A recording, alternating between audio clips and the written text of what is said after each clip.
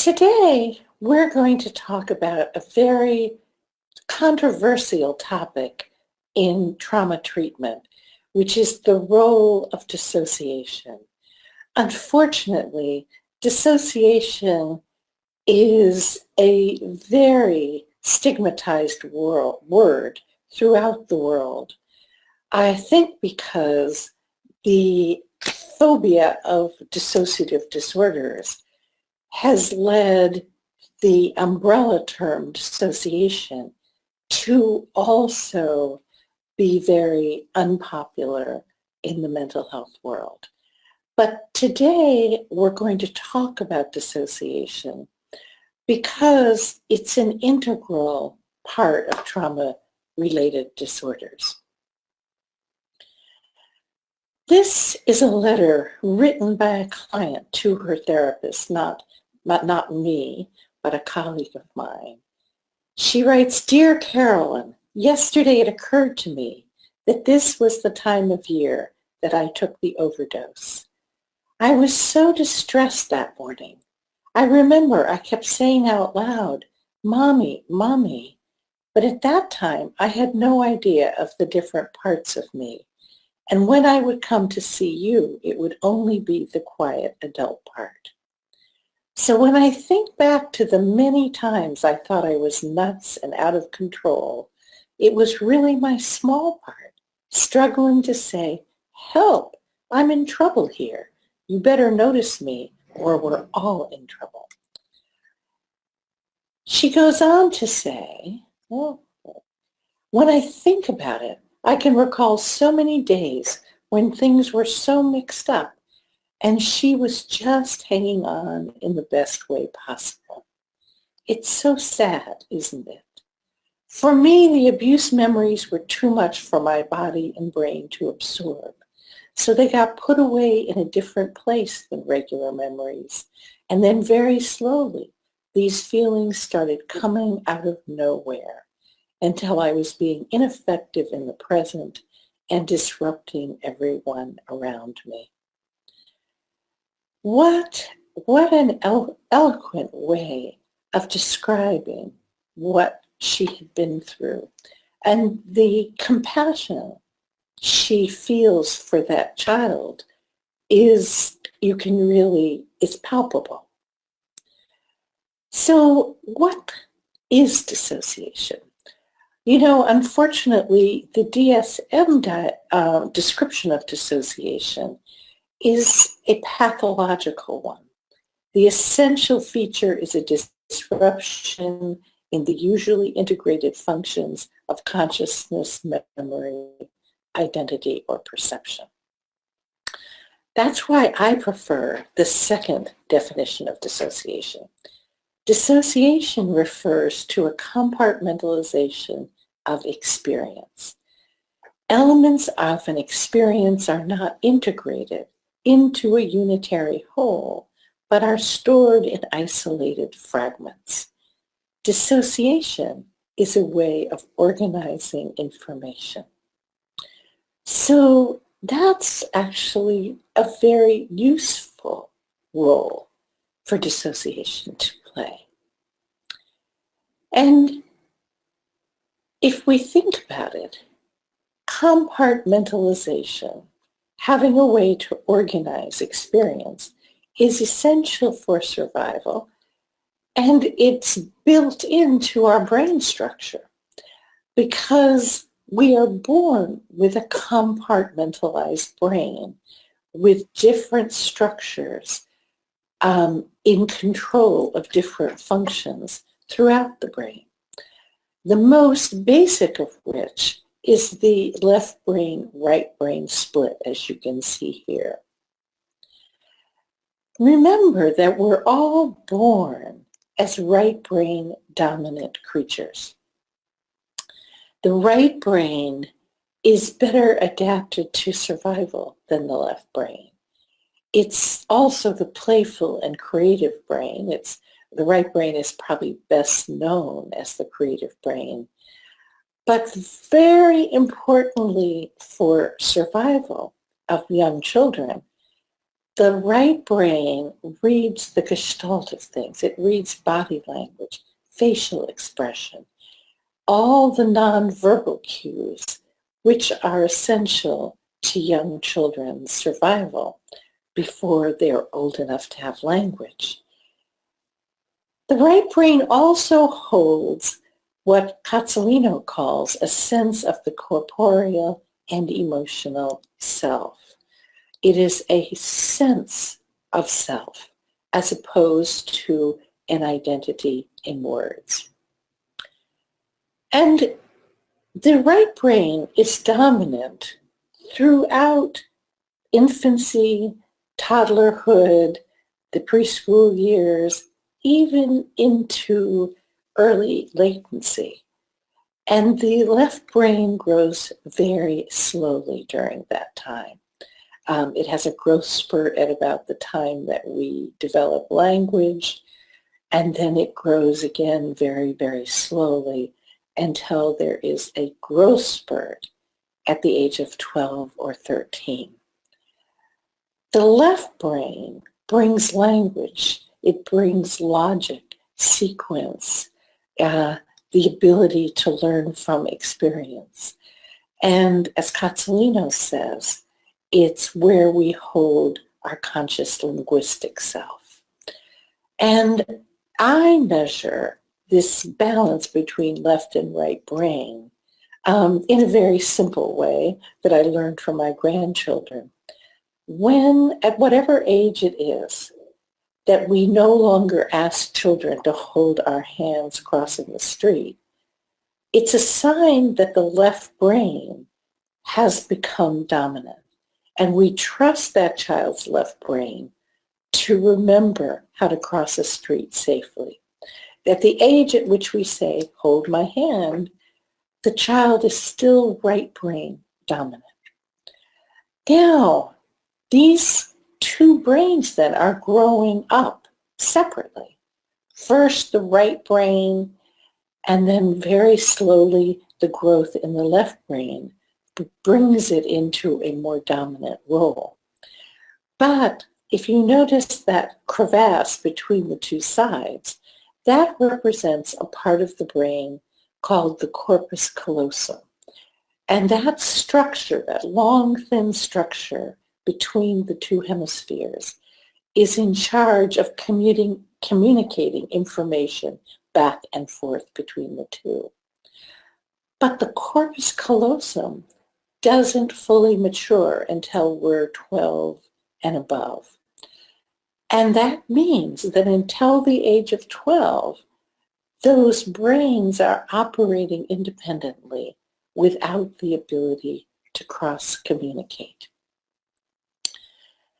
Now, one of the interesting findings, I should add one more detail, one interesting finding by Martin Teicher, who studies the brains of traumatized children and adolescents, is that compared to normal controls, the traumatized children and adolescents have a smaller than average corpus callosum.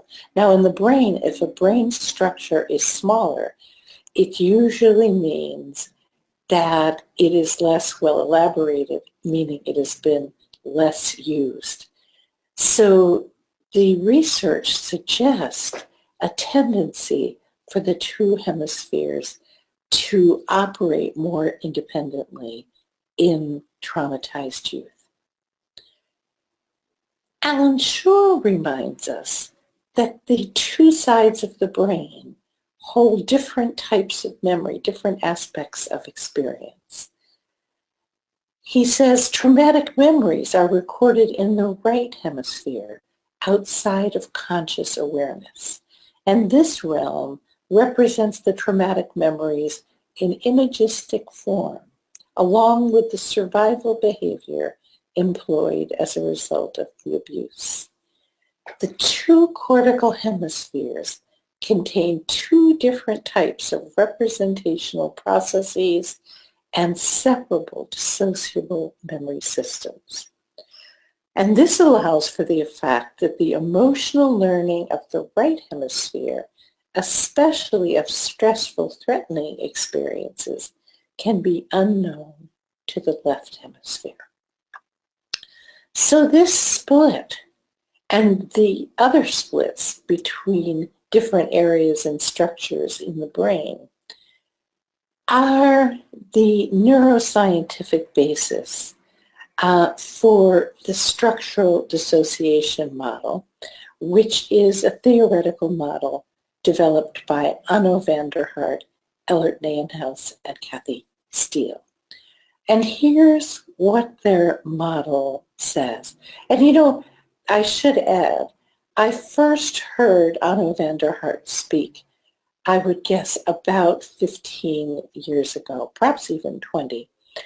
And I remember it vividly because as he described this model, I sat in the audience saying to myself, at last there is a strong, scientifically based model for dissociation that makes sense and will win respect for the phenomena of dissociation. So the model says that we all have a pre-traumatic personality, whether it's 3 months old, 3 years old, or 30 years old. And at whatever age we are first traumatized, we start with this undivided pre-traumatic personality. And then there is a traumatic event, which causes splitting between the left brain side of the personality, which, if you recall, has been developing independently of the right. And that left brain part of the personality, the authors term the apparently normal part. And on the other side of the split, we have a right brain side of the personality that the authors call the emotional part. And the left brain holds the ability, at whatever age is appropriate, to keep on keeping on. The emotional right brain side of the personality holds the body and emotional memories and the survival responses that helped to support survival and now are mobilized in anticipation of more trauma. And I'll give you an example from my own experience of this that I think illustrates it well. Because again, we use the term splitting. It's not an unfamiliar word to therapists, but we haven't really defined what it means or how it feels to the individual. So I am thinking of April 2010, which was the time, some of you may remember this, when one of 2 volcanoes in Iceland erupted and spewed a cloud of volcanic ash that covered the skies of Europe. And as a result, all the airports in Europe had to be closed. It was too dangerous to fly with so much debris in the air. And at first, my very optimistic pre-traumatic personality was unfazed. I was actually supposed to go to Scotland the next day. I was giving a workshop in Norway. But I felt confident, the airports will open in a day or two and I'll be on my way. And then there was an announcement on BBC to which I was listening for news of this volcanic ash cloud. And I remember the newscaster saying, it could be weeks or months before the airports of Europe open. And I felt this chill up and down my spine and a kind of panic. I'm trapped. I can't get home. And my heart started beating very fast. My throat went dry. And there was really, it was kind of like a vibration through my body, almost like my whole body was vibrating um, in response to this threat. I'm trapped.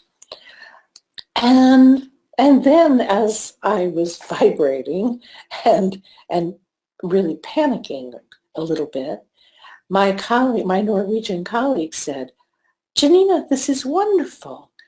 We were supposed to have Jeffrey Young fly in on Monday to train us in schema focus therapy, but now he can't land, you can't leave, so we have you." And every day they had a job for me at their local trauma clinic.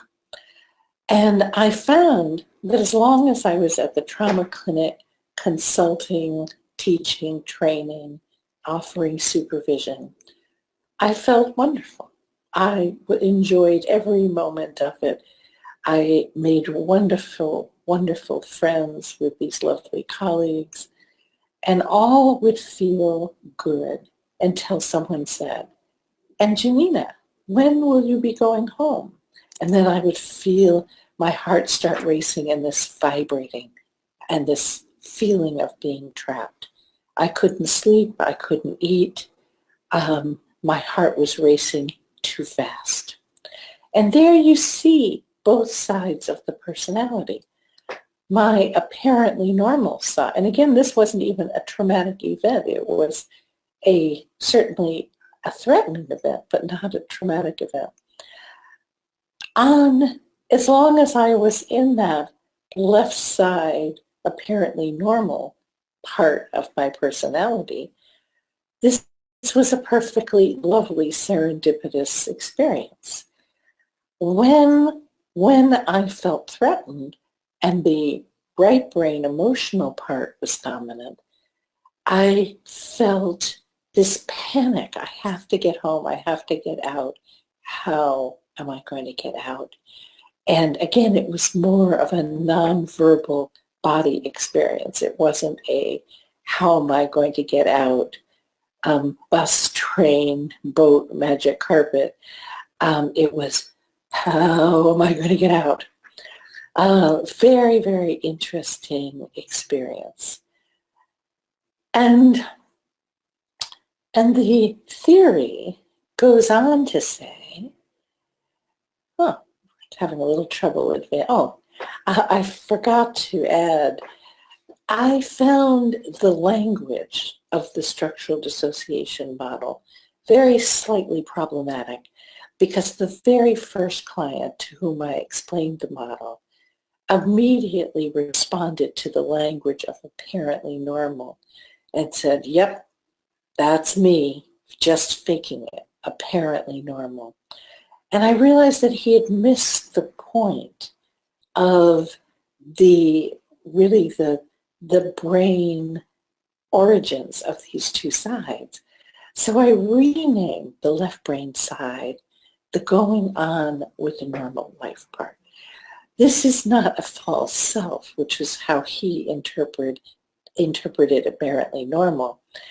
This left brain side of the personality is the side of us that instinctively is driven to keep on keeping on, to keep on buying the groceries, to keep on washing the dishes, to keep on caring for the young. I'm sure in the days of the cavemen, hunting and gathering, we wouldn't be here without both sides. Think of the cavemen and women. A part of them had to keep things normal, had to keep things going, while a part of them was braced to survive the incredible dangers in the environment. That's really what this model is all about. And then we might ask, it's a question that comes up a lot, what do we mean a part of the personality? You know, it was Hebb who first said in 1958, neurons that fire together wire together. It was one of a series of very early ideas in the developing neuroscience field. The more neurons, certain neurons fire together, the more wired they become to each other. And the result is neural networks. As Alan Shore says, in the developing brain, autonomic, affective, somatic, and cognitive states organize into neural systems, resulting in enduring traits. So a part of the personality is a neural system, a collection of neural networks that have wired together because they so often fire together. Cozzolino lends some neuroscientific support for this split. He says the left hemisphere, what we know as the going on with normal life self, functions best within the middle range of affect and is biased toward positive and pro-social emotions. Pro-social emotions being frustration rather than rage, anxiety rather than terror, sadness rather than overwhelming, incapacitating grief. Strong affect, especially anxiety and terror, appear to inhibit left hemisphere functions of language and logic. Thus, the experience of stage fright and speechless terror. The right hemisphere is generally responsible for both appraising safety and danger and organizing the sense of the corporeal and emotional self. And so with my clients, I teach them to notice the signs of their going on with normal life self. Middle range of affect, bias toward positive and pro-social emotions, able to use language to communicate, and the traumatized right brain part of the personality organized around safety and danger. Now, the theoretical model goes on to say that with more trauma, more demands on the developing child, what happens is more splitting and what the authors call secondary dissociation, which describes clients who suffer from complex post-traumatic stress disorder, borderline personality disorder, I would add narcissistic personality disorder, bipolar II, and dissociative disorder not otherwise specified. And the theory says that with more demands for adaptation, there comes to be more splitting along the right brain side of the personality, but again, along lines that are already pre-wired into the brain, so that we develop a part of the personality driven by the fight response, a part of the personality driven by the flight response, another or others by the freeze or fear response, a part or parts driven by the submission or feigned death response, and a part or parts driven by the cry for help or cling for survival response. EP, by the way, refers to it's shorthand for emotional part. So what happens, and I'll give you an example of what this looks like in a client with a diagnosis of borderline personality disorder. This client, whom I'll call I'll call Betty, came to me in her going on with normal life self. She was, I'm guessing, about 38, very bright, articulate, and she made a plea for me to see her.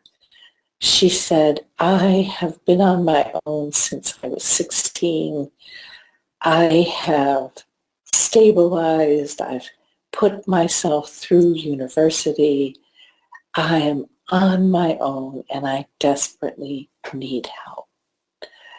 And I explained to her at the time something that I've explained for many years to clients. I explained to her that I also did a lot of training of therapists in the treatment of trauma, that I would be gone about 1 week a month, if not a little more, that when I wasn't away, I wouldn't always have the time to return phone calls, to respond to crises, or to schedule extra appointments. And she said, oh, that's not a problem for me because I've been on my own so long. And so we begun. And because she seemed to be quite comfortable with my availability. And by about the third week, I started getting a series of messages on my voicemail. Please, please, Dr. Fisher, I'm having a very hard day. Please, please call me. And there would be 3 or 4 of these very plaintive, please, please, please call me. And then followed by 2 or 3 or 4 messages of the following sort. Dr. Fisher, what kind of therapist, what kind of ethical therapist does not return phone calls? And you know, that word ethical sends a shiver into every therapist's body because there's an implied threat there. So there would be 3 or 4 of these very indignant messages, followed by 2 or 3 other messages. Dr. Fisher, I wish to cancel all future appointments. So that threatening message was a message from the fight part. How dare you not return those phone calls from the attachment cry part? The flight part would say, forget it, you're fired, I don't want to see you. I, of course, had been in this work long enough to know that I shouldn't cancel the appointment. She would come, and the submit part would say, I'm so sorry. I know I'm such a bother. You're the best therapist I've ever had. Please, please don't leave me. And then as we deconstructed what had happened, it would turn out that something had triggered fear in the freeze part. And think of it like a series of dominoes. The freeze part's fear triggered the cry for help part, whose plea for contact when not met triggered the fight part to threaten the therapist, which triggered the flight part to say, I'm out of here, which triggered the submit part to say, please, please let me pour oil on the troubled waters. And when I understood this sequence as a series of parts rather than as her, this, had I attributed all of these different responses to my client's apparently normal part, I would have felt irritated. I would have said to myself, we've had this discussion. You agreed to my policies and limitations. But I understood that those plaintive, please, please call me messages were coming from a different part of the personality than no ethical therapist would behave in this way. Now, this is what it means to go on with normal life. This is my client, whom I will call Annie. And Annie is living her normal life in this photograph. She is in the natural beauty of her little village, looking out at the river, sitting on a swing set that she and her husband built from reclaimed, discarded chairs. And you might even be able to see a little bit of her dog at her feet. And she's just enjoying the normality of that peaceful environment. So the going on with normal life self isn't just apparently normal. Annie has a very normal and in many cases a very lovely life. She lives in a beautiful rural setting.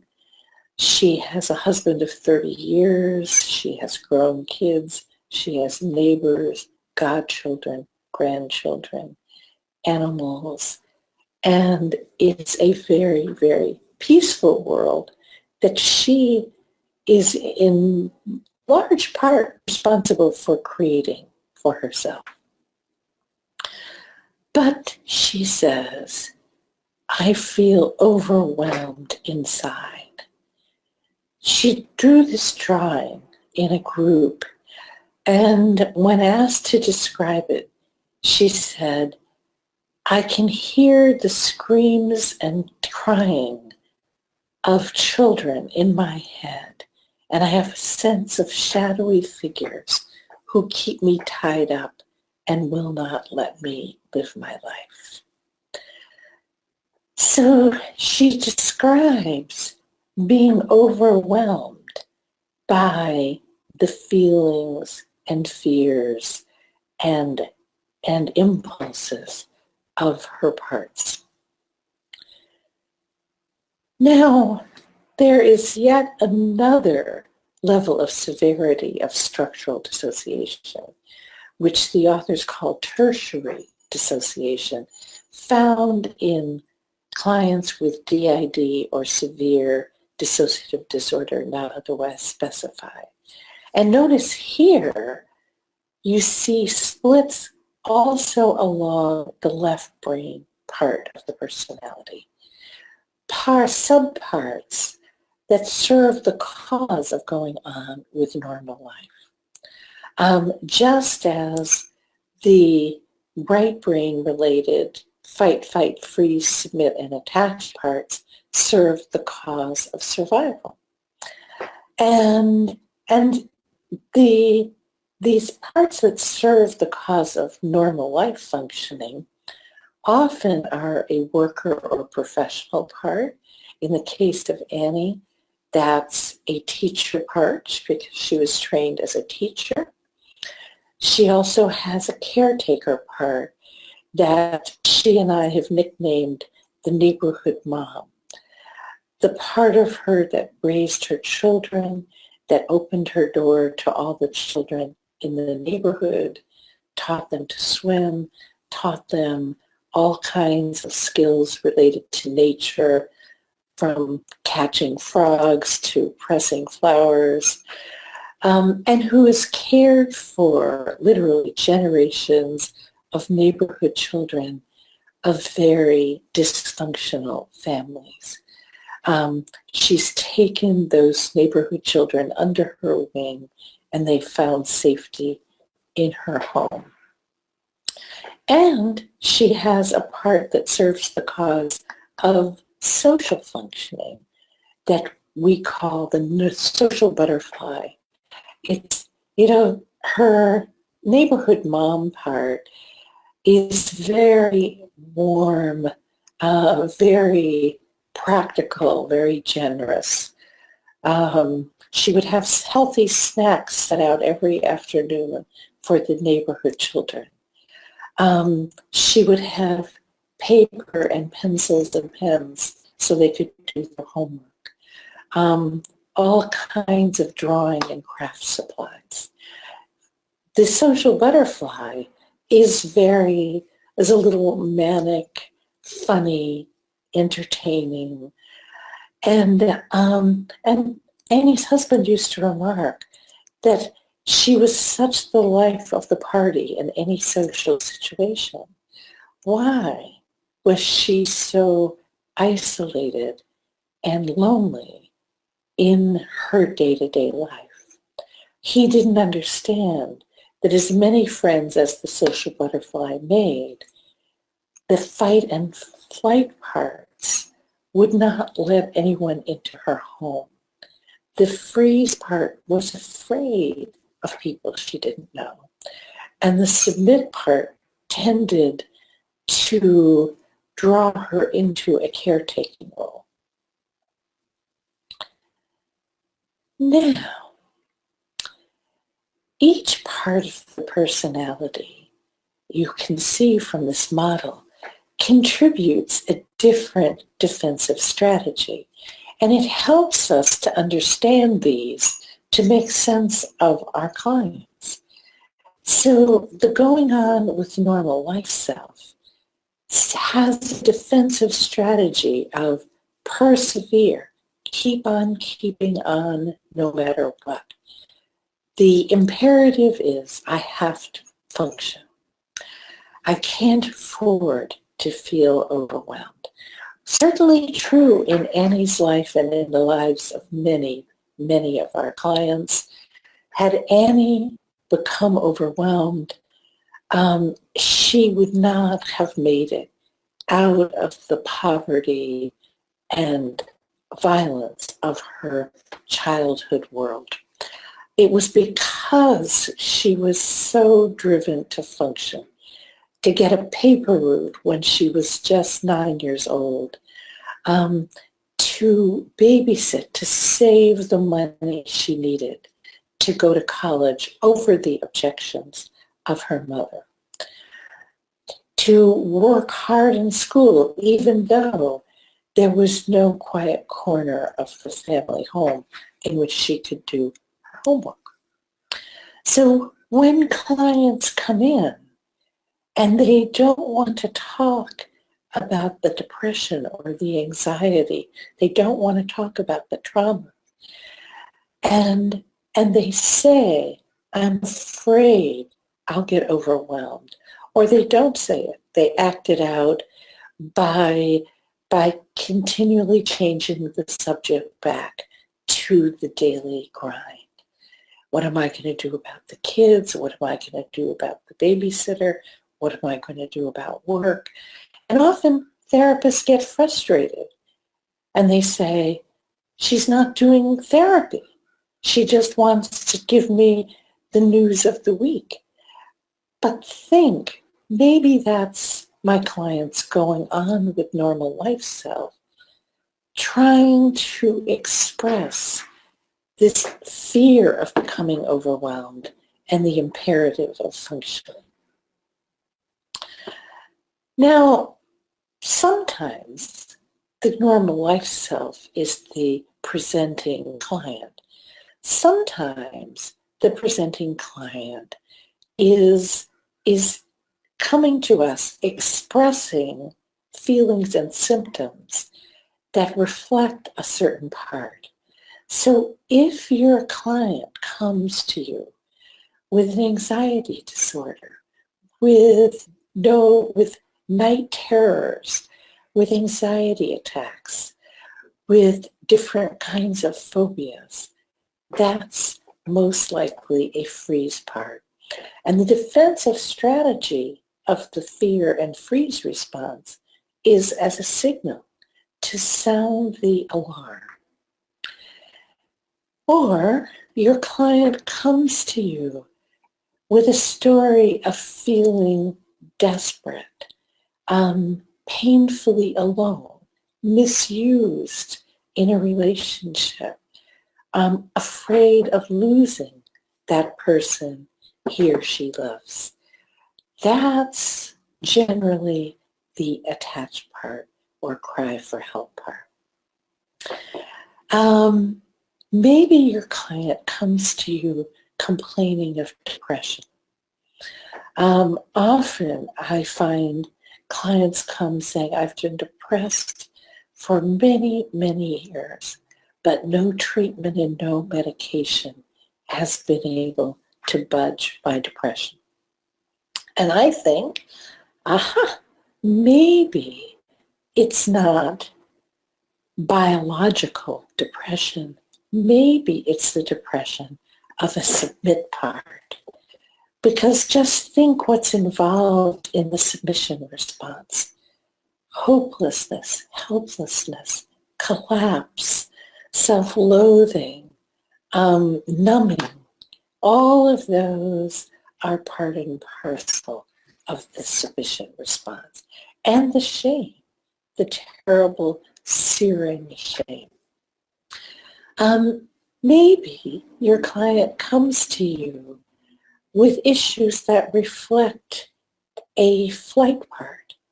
So, for example, the client might come complaining that he or she can't sustain a relationship, or problems with addiction, eating disorders, or other behavior that alters consciousness so that we can run away inside our minds. And then we have the client who comes with problems related to the fight part. The fight part has many, many functions. The fight part is the angry part. It's the hypervigilant part that scans for danger, is suspicious and mistrustful.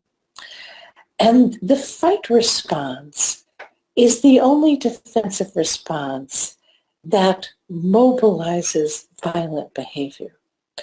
The flight response mobilizes impulses to run or to distance, but the fight response mobilizes impulses and the capacity for violence.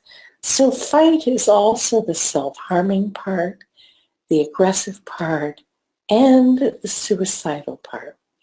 Now, the submit part could certainly have passive suicidal ideation, wanting to give up, wanting to go to sleep and never wake up. The flight part could have passive suicidal ideation. I just want to get out of here. The fight part is the only part capable of suicidal actions. Now, it would be much more convenient if when a fight part was triggered by the rudeness of a clerk in the store, or the shame of a submit part is triggered by the rudeness of the clerk in the store. But generally, clients don't experience the parts as parts. Even clients with DID often don't realize that what they're feeling is the feelings of a part. So just to be aware that parts can often present in the form of overwhelming emotions. The client feels dark despair, feels anxiety and desperation, or shame and self-loathing, or rage. Or the client has a kind of chronic expectation of danger, And this could again be more than one part. The fight part could be hypervigilant and mistrustful. The freeze part might have anxieties, fears, and terrors. And the fight part might have some post-traumatic paranoia. Someone's out to get me. Body sensations can also be indicators of parts. The client suddenly reports, I've gone numb. I don't know what just happened. Or clients complain of dizziness. I've had 3 or 4 clients over the course of my career with really quite extreme issues of dizziness that came and went, came for a few months, stopped as suddenly as they began, and then maybe a year or 2 later started up again. Tension in the jaw, neck, shoulders, arms can be related to the fight part. Tension in the legs and knees and feet can be manifestations of a fight part. All kinds of movements and impulses can be manifestations of parts, from impulses to cling, or we see this as we talked about last time. The client's unable to leave the office, is unable to separate. That could be an attached part, wanting to prolong the connection. Most of us have had the experience of clients suddenly getting up in the middle of a session and saying, I can't stay, and running from the room. That also I would understand as a part. And the beginning work, when you see structural dissociation, is simply decoding, helping clients to notice the different parts as they arise. For example, the client is perpetually preoccupied with internal conflicts. I want to make a decision, but I can't. I want to leave, but I can't. I want to love, but I can't commit. I want to stay safe, but I want to do drugs. And often it's very, very helpful when we say to clients, wow, lots of internal struggles. And let's be curious about the different sides of this struggle. So there's a part of you that wants to make a decision about whether to keep helping your son. There's a part that says you must help him or he's lost. And there's a part that says he doesn't deserve help. And let's be curious about the struggle. Intrusive, overwhelming, or out of proportion emotions are often communications from parts, as are shifts in mood and behavior. And we all have experienced this. 1 minute, you're feeling one way, and then suddenly there's a shift in mood, and that's quite palpable. And especially when those shifts are paradoxical. I'm always reminded by the second example of a former client of mine who came, it's funny, he was diagnosed psychotic. But in retrospect, I wonder if he wasn't really somebody with complex PTSD or DDNOS. Because I remember him coming in one day and telling me how painfully lonely he was, how difficult it was because human beings felt so threatening. And so he avoided them, and then he felt so painfully alone. And so I said to him, well, you know, this is a small thing, but you only come every other week. I wonder if it would help to have a little more contact, to come weekly. And his face lit up. He said, oh, that would be wonderful. Yeah, I could come every week. I'd have somebody to talk to every week. And so we made a series of appointments. And the next week, I waited for him to show up to that session, the extra session. And he didn't come, and he didn't come, and he never showed up. And that was the case with each and every extra appointment we canceled. And you could, I mean, actually now I'm thinking that's more a sign of internal conflict. The part of him that wanted contact, that felt painfully alone, said, oh, really, I could have more? But the part of him that didn't trust perhaps could not let him come. Change in autonomic arousal, hyper and then hypo,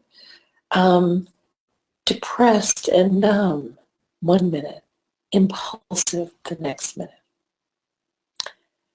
And intrusive negative thoughts, which I now see as communications from parts.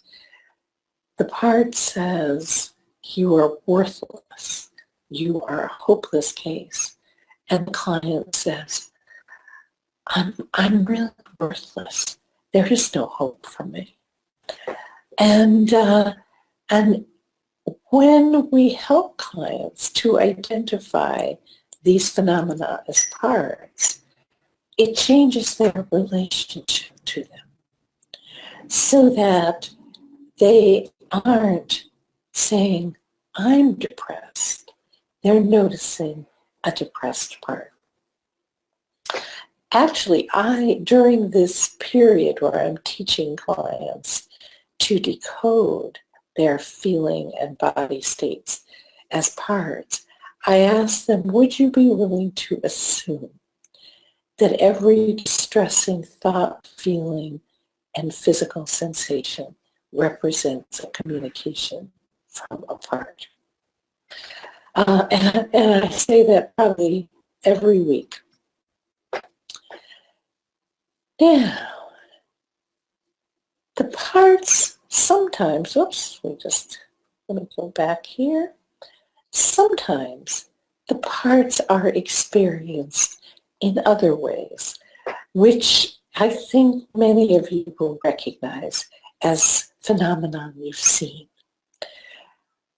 The client loses the ability to communicate, manages to come to the appointment, perhaps is able to have a few minutes of small talk, and then the client becomes mute, shuts down, spaces out, starts to speak, and then stops and says, oh, I forgot what I was going to say, or I can't find the words, or I just lost that thought. The client reports voices. Again, very brave of clients to do, because in general in our field, a report of voices leads to a psychosis diagnosis. But I usually ask about voices because my experience is that voices are common in trauma-related disorders. And there's also research showing reports of voices in combat veterans, in clients with borderline personality disorder, and even in a normal university population. So I assume the voices are the voices of the parts. The client reports constriction, maybe even the paradoxical combination of painful loneliness and yearning for people to make contact, coupled with withdrawal, isolation, agoraphobia. I don't pick up the phone. The client reports regressive behavior. Regressive behavior is one of those red flag signs, because my experience is that the clients who report these things invariably end up being diagnosed with either DDNOS or DID. The client, I'll describe some of them to you. I've had several clients who are very high-functioning professional women who one day went into work and didn't know how to turn on the computer, didn't know how to work the copy machine. Two of those women ran their own businesses. Loss of the ability to drive. I always remember the client who came for a consultation, and there was much communication back and forth about how she was going to get there, because she said, I don't drive anymore. And she told me she'd had to stop work. She was an attorney and had to stop work because she couldn't drive anymore.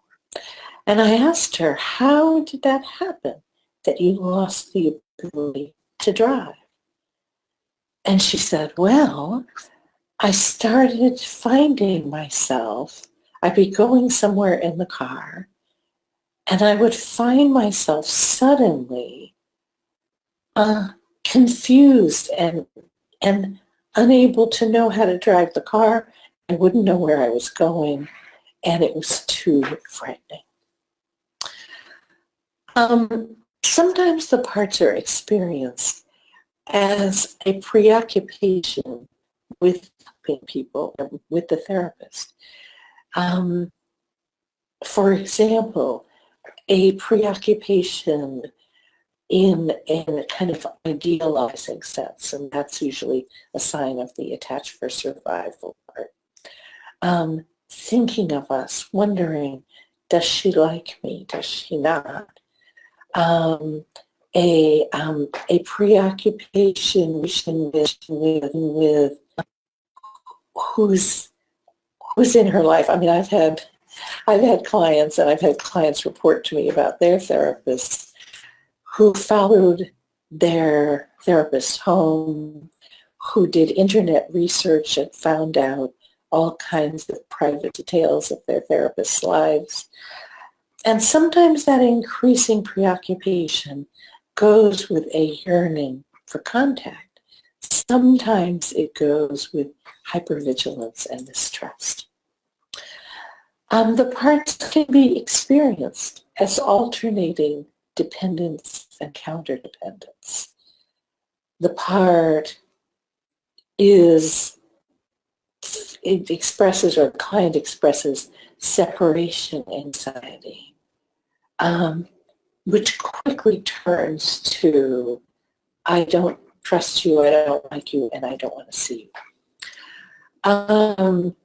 And another sign of parts, unchecked self-harm, suicidality, and addictive behavior, despite the client's hard work trying to stay safe.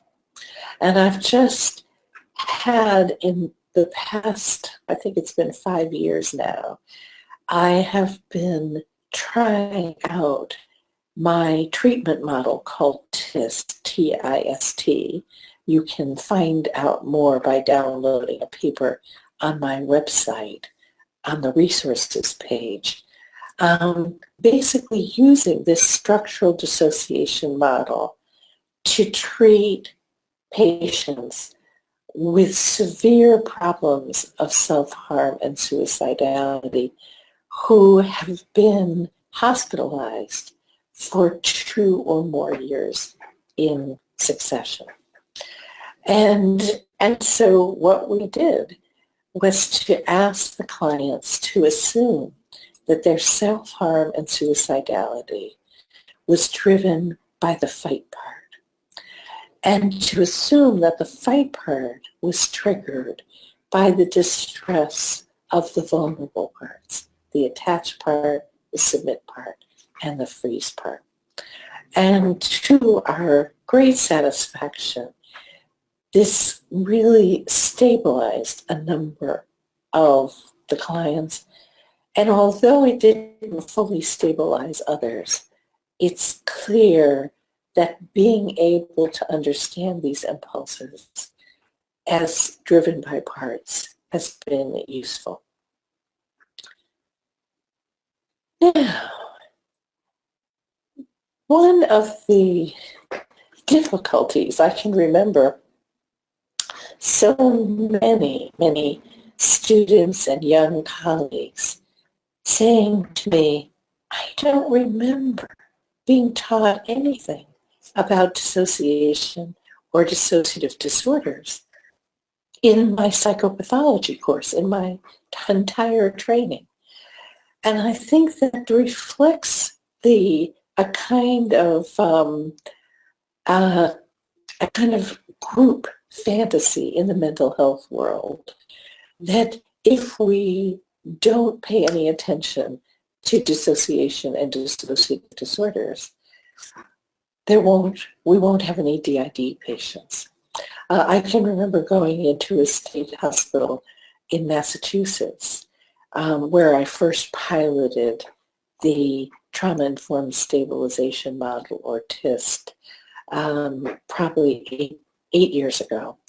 I can remember coming in and meeting for the clinical director who would oversee my work there.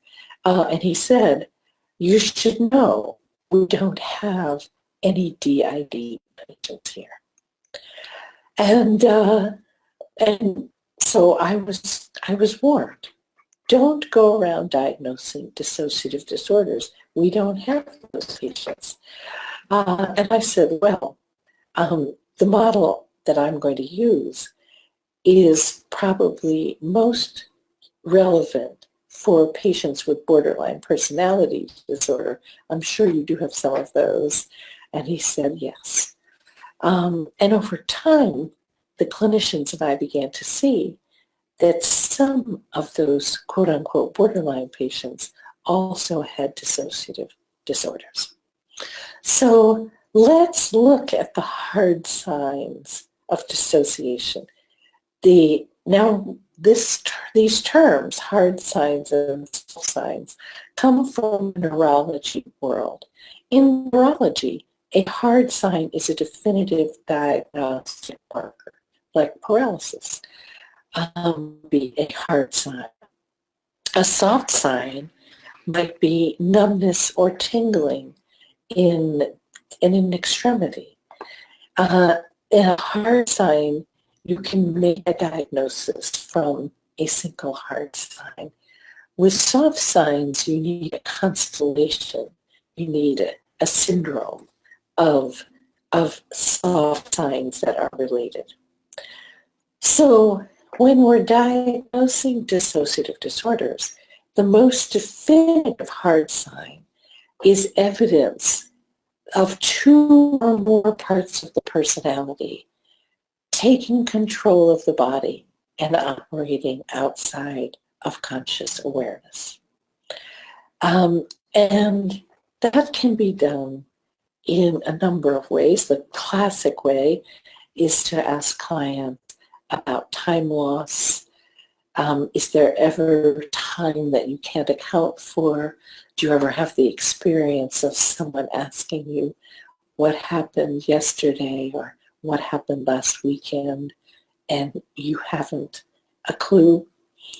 Another classic question is to ask clients, have you ever had the experience of finding yourself in some location without any memory of intending to go there or of how you got there? I can remember when I first had evidence of Annie's parts taking control of the body. She came in one day for therapy very upset, and she said, I don't understand it. My oldest friend, Ben, left a message on my voicemail saying, Annie, I can never forgive you for what you said to me. I will never speak to you again. And she said, I don't know what I said to him. I don't remember talking to him. I haven't seen him in months. And I'm just devastated that he's ended our friendship of 20 years. I remember, actually, I just remembered another time, her husband called me because he was quite worried about her suicidality. And then in that conversation, he also mentioned that several times in the past month, she had threatened him with divorce.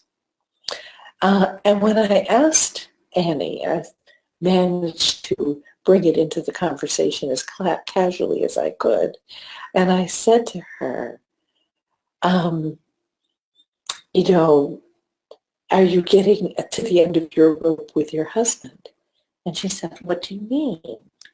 And I said, well, I mean, have you ever gotten to the point of threatening him with divorce?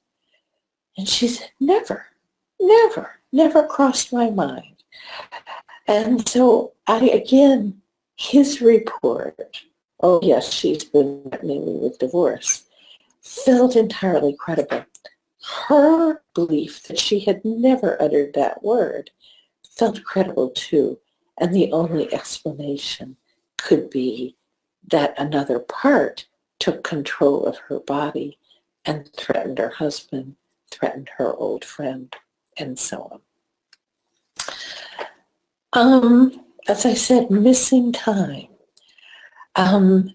Reports of conversations one doesn't remember having. I've had that experience with clients when I say, I just want to remind you about my upcoming vacation. And they say, you never told me. We never discussed your vacation. And, sometimes as a therapist, you think, maybe I didn't tell this person about my vacation. But often you know that you did. Perhaps you kept a little checklist to make sure that you told everybody, or you remember the conversation because of the client's reaction. So many times, these are conversations I know that the client and I have had. The client doesn't remember them at all. Remember that amnesia is only considered significant after the age of 9. It is within the bounds of normal to have amnesia for the details of childhood prior to age 9. Another very well accepted hard sign is finding objects present or missing. So the client says, there's all this food in my refrigerator that I would never buy. There are these clothes in my closet I would never have bought. Or the client says, I'm missing things. And that was another sign of Annie's. She had a teaching job. Every night she put together her lesson plan for the next day, put it in her briefcase by the front door. And then she would get to school and the lesson plan would be missing. So again, and when we asked, does any part know what happened to the lesson plans? It turned out that it was a 6-year-old part afraid of school who didn't want Annie to go. Physical changes associated with changes in mood state. So that we all have physical changes as we change in mood. But these are quite marked. I can remember a client who talked through her clenched teeth when she was in her fight part, and had a normal sort of physiology of speech when she was in her going on with normal life self. I can remember a client who had a very flirtatious, seductive part, who was quite sexualized. And I could tell immediately when that part was active, because she would come to therapy in very frilly dresses with plunging necklines and lots of makeup, entirely different than her usual, more professorial appearance. Psychotic-like symptoms, from hearing voices to internal dialogues, delusions of the trauma. You know, Annie's first symptom, trauma symptom, was seeing a man outside her window who looked both familiar and scary. And she was terrified that she was losing her mind. And she would look out the window, terrified she would see. Some nights she would, some nights she wouldn't. And often those kinds of symptoms are diagnosed as delusions. In Annie's case, she was lucky. Before she told a doctor or therapist, she told her sister about this phenomenon that had been happening. And her sister looked at her and said, "That's Father Cunningham. You're describing Father Cunningham." And indeed it was true. What Annie was having were visual memories of the priest who abused both her and her sister.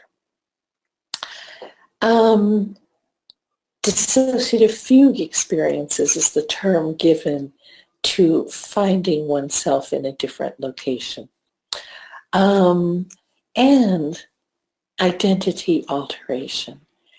The client, I remember a client many, 30 years ago, I remember her saying, "You know, I used to get into trouble in second grade because I would write Pamela on my papers instead of Susan, and the teacher would get mad at me and say, 'Why are you putting the wrong name on your paper?'"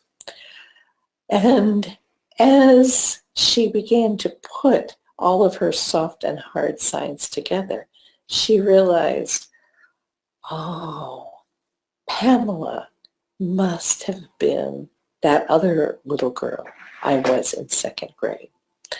The client has different handwriting. I remember a client whom I diagnosed in part because each week she would write me for her session, as if a child had written them. Sometimes it looked like a doctor had written them, almost indecipherable, but obviously adult handwriting. So I began to see each check seems to have been written in an entirely different handwriting. And then there are the soft signs of dissociation, which are much more common. And so I really want to bring them to your attention, because while the hard signs can be evidence of a DID diagnosis, soft signs are usually indicators of splitting, of fragmentation. Now, the most clear soft sign is what I call anything that doesn't add up. Anything that doesn't add up can reflect fragmentation because it's evidence of a failure of integration. So your client, and this is a very familiar experience for therapists, alternately idealizes you and devalues you. That doesn't add up, because if you're that bad, then why hasn't the client found a new therapist? If you're that good, why hasn't the client forgiven you your mistakes or limitations? So I assume idealization and devaluation represent two different parts. Or the client overfunctions in certain spheres of his or her life and regresses dramatically or is dramatically distressed in other parts of his life or her life. I would say most of my practice has been people who are very high functioning with structural dissociation. Another thing that doesn't add up, the client begs and pleads for help, but rejects the help that you offer. Difficulties with memory, short of losing time. You ask the client about what happened, and the client can't really give you a coherent step-by-step account. The client has difficulty remembering appointments and keeps forgetting appointments, coming late, calling at the last minute to say what time is my appointment. The client and others have different accounts of the same situation. I can remember a client saying to me, my colleagues tell me that I have a problem with anger. And I don't see it. And I can remember that client because I remember thinking to myself, I've seen it. How do I tell her that? Somatic signs, chronic pain, migraine headaches, and probably the clearest, almost a hard sign. I found it to be a very, very consistent sign, is the client reports either paradoxical responses to medication or non-responsiveness. The client might say, I've taken everything and I've had terrible side effects, or the medication was supposed to help me with my depression, but it made me more depressed. Childlike speech, affect, or cognition, out of character with the client's educational level, intelligence, level of functioning. There is, children and grown-ups often have the same kinds of anxieties. Children express them differently. So a child might say, are you mad at me? Do you like me? An adult would never say that because it's too vulnerable. So an adult client might worry, perhaps my therapist doesn't like me, but would be unlikely to express it in that same way. The chronic condition of being stuck in life development. The client takes one step forward, 1.5 steps back. Can't quite grow relationally or professionally. And even though there seems to be some momentum, somehow the client always ends up back in the same place. And then we have what I call terminal ambivalence, a term that I coined to describe not just ambivalence about X or Y, but a chronic condition of ambivalence. So that even minor decisions seem huge. Clients who describe, okay, I've come to a decision, and then inexplicably they undo the decision or sabotage the decision or simply forget to take the steps to carry them out. I can remember, so sometimes the ambivalence is expressed, sometimes it's acted out. I can remember a client who had fulfilled every single requirement for her master's degree. There was just one requirement standing between her and her degree. She had to fill out a form entitled something like Intention to Graduate and attest that she had fulfilled all of the criteria. And she couldn't carry it out. She could not fill out that form. I remember once I suggested she bring it to therapy and we fill it out together. She forgot the form. So again, this is a pattern that I call terminal ambivalence. Another very potent soft sign of dissociation, a history of rocky, failed, or prolonged therapeutic treatments. And this is, so it's always, of course, very important to ask a new client about previous treatment. And when I get a report of a series of rocky, failed, or prolonged treatments without much improvement, or worse yet, with symptomatic increase in symptoms during the course of the therapy. So that's a very important soft sign. And so is this next one. Actually, therapist disempowerment is not quite the right term. It's more, here's how I would describe it. The therapist reports to me, and this just happened last week, I feel so at sea with this client, so out of my depth. I get confused in her presence. I feel as if nothing works. I feel incompetent. I don't know what just happened. Those are all, the therapist invariably thinks it's something wrong with him or her. In my experience, that sense of being overwhelmed, confused, disoriented, and incompetent, which can happen to senior as well as young therapists, is almost always diagnostic.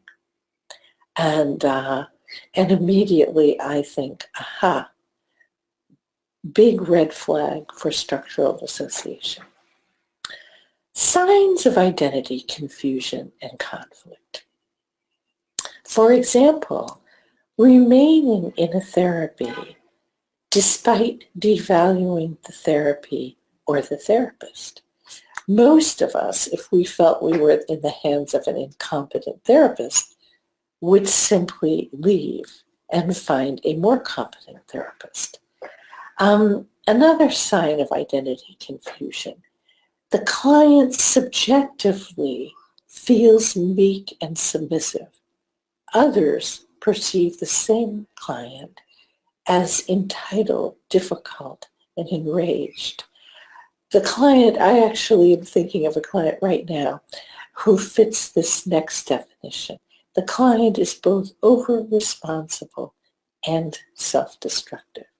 The client I'm thinking of was brought to me by her therapist who was frightened by the intensity of her suicidality. And I remember I've met with the two of them, so it was the three of us in my office.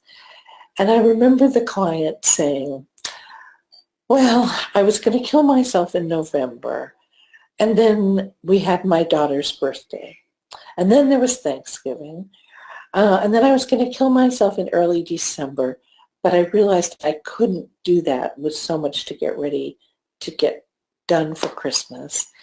I was going to kill myself in January, but the girls had a dance recital. In February, there's my son's birthday. And I remember saying to the client, to the therapist afterwards, I remember saying, until the children are grown, she's going to be all right. Because the over-responsible side of her always wins. And thank goodness her children were involved in a lot of activities There was her son's soccer team. There was the finals of the soccer season. There were dance finals, dance competitions, more dance lessons, more recitals, more birthdays. And sort of that over-responsible side of her kept reining in the self-destructive side. Another sign of identity confusion or conflict, leading a double life. I've worked with a number of clients who had a primary relationship and family and another relationship and or family as well. And these were both long-term relationships. So the client might say, yes, I'm married and I've been having a 20-year affair. Another sign of identity confusion, the client can't leave a relationship that he or she defines as unsafe or unhealthy. Different from the times that clients can't leave relationships we think are unsafe or unhealthy. These are situations where the client says, I know I have to get out of here, but I can't. And then last but not least, another soft sign of dissociation is chronic relapsing issues with suicidality, self-harm, addictive and eating disorder behavior. Now, the problem in these, what I'll call disorders of fragmentation, is, I know I skipped a slide, so I'm going to go back one. The problem is not having parts. The problem is the way that their different survival responses create internal conflict and struggles. For example, attachment to you is going to be in competition with impulses to flee, impulses to resist, or impulses to control the treatment. Submission, notice I put that in quotes, because often the experience of willingness, of collaboration, feels like abject submission to fight parts. So there starts to be a conflict between the fight part fighting for control and other parts, including the normal life part, wanting to collaborate with you. How do you go on with normal life if you have to be hypervigilant, poised for battle, and mistrustful? How do you get stable when you want to live, but that competes with equally strong impulses to die? So stability comes through a resolution of these internal conflicts between split off parts of the self. And there's more detail to be found about how to work with these parts in my book, Healing the Fragmented Selves of Trauma Survivors. So we first have to identify the parts, identify the internal struggles and conflicts. We might identify that the attached part is desperately seeking connection and afraid of abandonment. That the fight part, in an effort to defend attach, pushes people away, as Betty did with me. And the submit part feels ashamed when the fight part explodes at people. And these internal conflicts cannot be resolved until we help the client become aware of them. The first step is psychoeducation. And why education? Remember that Judy Herman taught us back in the 90s that it's important, in fact, crucial in trauma treatment, that we have an educated consumer who can be a collaborator with the therapist rather than a passive victim in need of rescue. So we educate the client so the client can become active in the treatment. And usually I wait for a clinical moment because I never want education to feel rote, classroomy, unempathic. I want to offer psychoeducation at a moment that the client is feeling a need, whether directly expressed or not. So often I wait until the client says, I don't know what's wrong with me, or I feel so discouraged. I feel torn in two. And then I say, I think I have an explanation for you. Could I share this model with you that I think explains what you're going through? And I have actually never had a client, I'm careful about when I time it, but I've never had a client say, no, I'm not interested in a potential explanation for why I feel the way I do. And so then I present the model very much as I presented it to all of you, with describing the initial split between the going on with normal life self and the traumatized part. And I try as much as possible to make it personal to the client. So I might say, you have a very strong going on with normal life self. You've been keeping on since you were this high. And clients recognize themselves in that.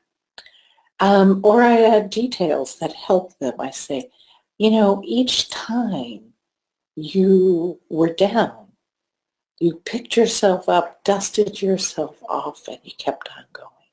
That's your normal life self.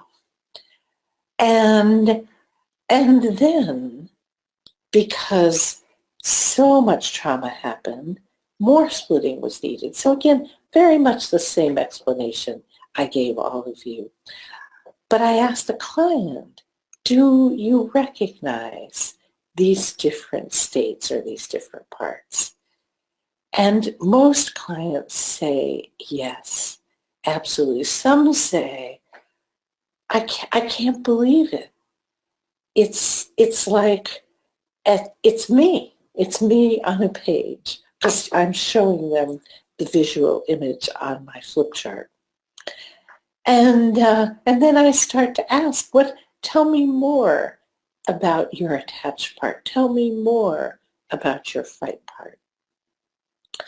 And then as we begin to make sense of what they've been through using this lens, I can say, so if we work with this model, one thing that's very important, if you're willing, is your ability to just assume, whether you believe it or not, or whether I can prove it or not, that all distressing thoughts, feelings, and physical reactions are communications from parts. And again, 90% of clients say, yes, it's not. I'm willing to assume this. And then we begin to do sort of parts detection. I teach the client to become a detective. Who's feeling that way? What part is so discouraged? what part is so annoyed? And that leads very naturally into step 2, which is increasing the ability to notice, to be mindful of parts. So I ask the client, whatever the client's reporting, notice that feeling of depression as a communication from a part. Notice that beating of your heart as a message from some part of you that's anxious or scared. And when the client says, I feel more depressed, I am anxious, I say, which eye? There's so many eyes. Which one feels depressed?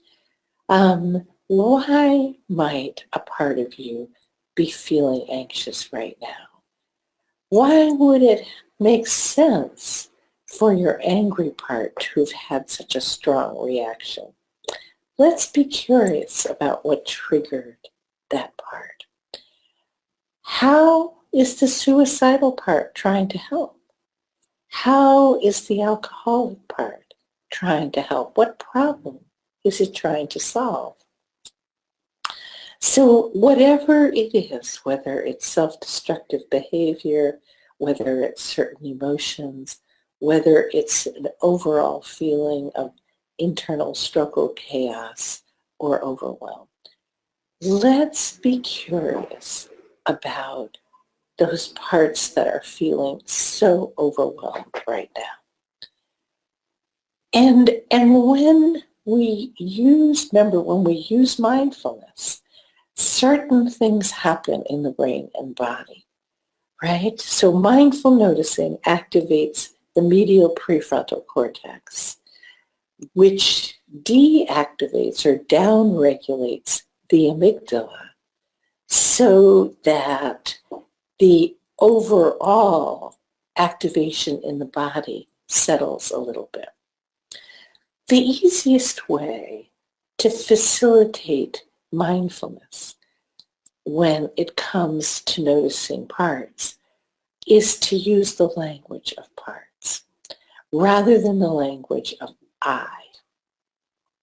So when and this is particularly important with suicidal parts, eating disordered parts, alcoholic or addicted parts, ashamed parts too. Because when the client says, I want to die, that increases the sense of this is true in the body and in the emotions.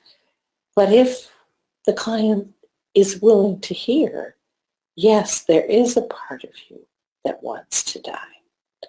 And let's be curious about that part. I wonder what triggered that part so much in the last few days.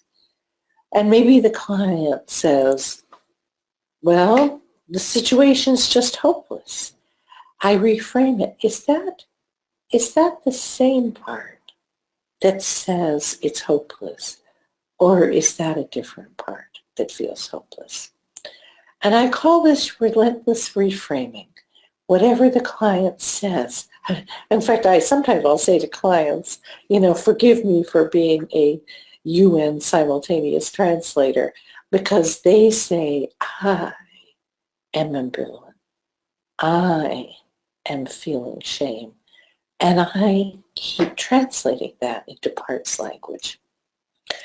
And when I do, it increases mindfulness. It helps. It's like I'm painting a picture and asking the client to notice it. Who do you see in that picture? And that changes the client's vantage point from feeling overwhelmed by the feelings of the part to, oh, I can see that part in the picture. And language, if you're fluent in parts language, and it took me time to become fluent, I encourage you to become fluent because it's so powerful as a way of changing the relationship of the client to him or herself or selves. So I keep acknowledging or validating the parts. When you say those words, I'm so ashamed, I hear the voice of the depressed part that hates herself so much. Can you hear her too? And then perhaps the client starts to talk very shyly, and I say, oh, it feels like there's a very young part of you here in the room right now. And perhaps we are having a conversation about my vacation or my next speaking trip. When you talk about your fears about my being away, I hear a very young part who's worried about being left alone and unprotected. The client says, I didn't want to come today. And I say, usually what I say first is I say, well, I want to thank that part for allowing those who did want to come to come. So hats off to that part. But I'm curious about that part that doesn't want to come. What is she worried about? What's he worried about? So again, each time I acknowledge the parts using parts language, what happens is that curiosity tends to increase. Focus and interest tend to increase. And you know, this is sometimes a controversial topic because I go to some parts of the world or some parts of the U.S. and invariably someone in the audience raises a hand and says, but doesn't the language of parts cause dissociation? Doesn't it encourage splitting? And this has been an issue since the 1990s. And it's understandable. I'm glad that I was in the field in that era so that I could see that the mistakes made then still are affecting the attitudes in the field. In the 80s and 90s, the dissociative disorders field was in its infancy. It was very young. We really didn't know how to treat DID. We just began to see its manifestations. And because the talking cure was still the dominant treatment method, we assumed that you treat the parts the way you would treat a client. So the therapist would call out the part, can I talk to the 6-year-old? And encourage each part to share his or her memories. That did cause iatrogenic worsening. There is no question about it, because we weren't just asking the client's medial prefrontal cortex to notice the signs of each part. We were actually treating each part as a separate client. Now we know that mindful awareness is inherently integrative. We know it from brain scan research.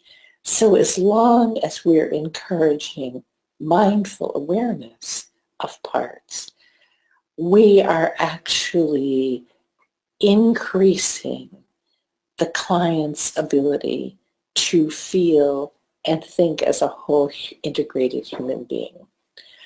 And the language of parts helps clients to change their relationship to those impulses and feelings. And as a general rule, it's very, very stabilizing. So again, don't be afraid to use the language of parts as long as you're asking the client to notice these different states.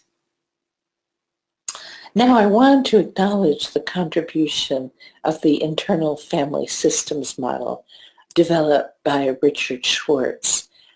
back in the early 90s. I read his book, I think this was his first book, called The Mosaic Mind in 1996. And it changed the way I practice. Because, again, remember, this was the 80s and 90s. We were treating each part as if it were a separate client. And our clients were getting more unstable and more fragmented. And as a therapist, I was being called to avert crises on almost a daily basis. I developed a startle response to my beeper, which is what we had in the days before cell phones. What Richard Schwartz said is, there is an ally inside the client. There is always, no matter how much trauma has happened, a higher self that remains untouched, undamaged by even the most horrific trauma. And that higher self has the capacity to not only witness what the client has been through, but to also become a self-healer. And Dick Schwartz calls that higher self, self. I tend to call it the wise self or higher self, only because the word self has so many meanings in our language and in our field.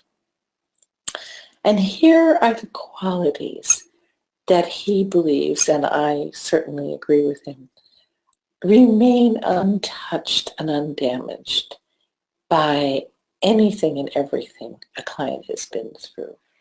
The capacity to be curious, to be compassionate, to have clarity, by which he means meta-awareness or perspective. We can see the whole playing field.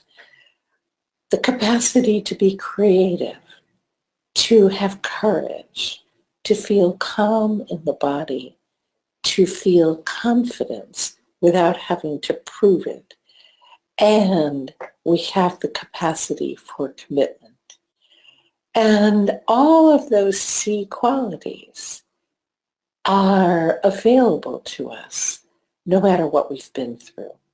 And sometimes clients will resist this idea. There's nothing good about me, they'll say. I'm never courageous. And I have to say, don't you remember when your son's teacher hurt his feelings and made him feel humiliated in front of the class?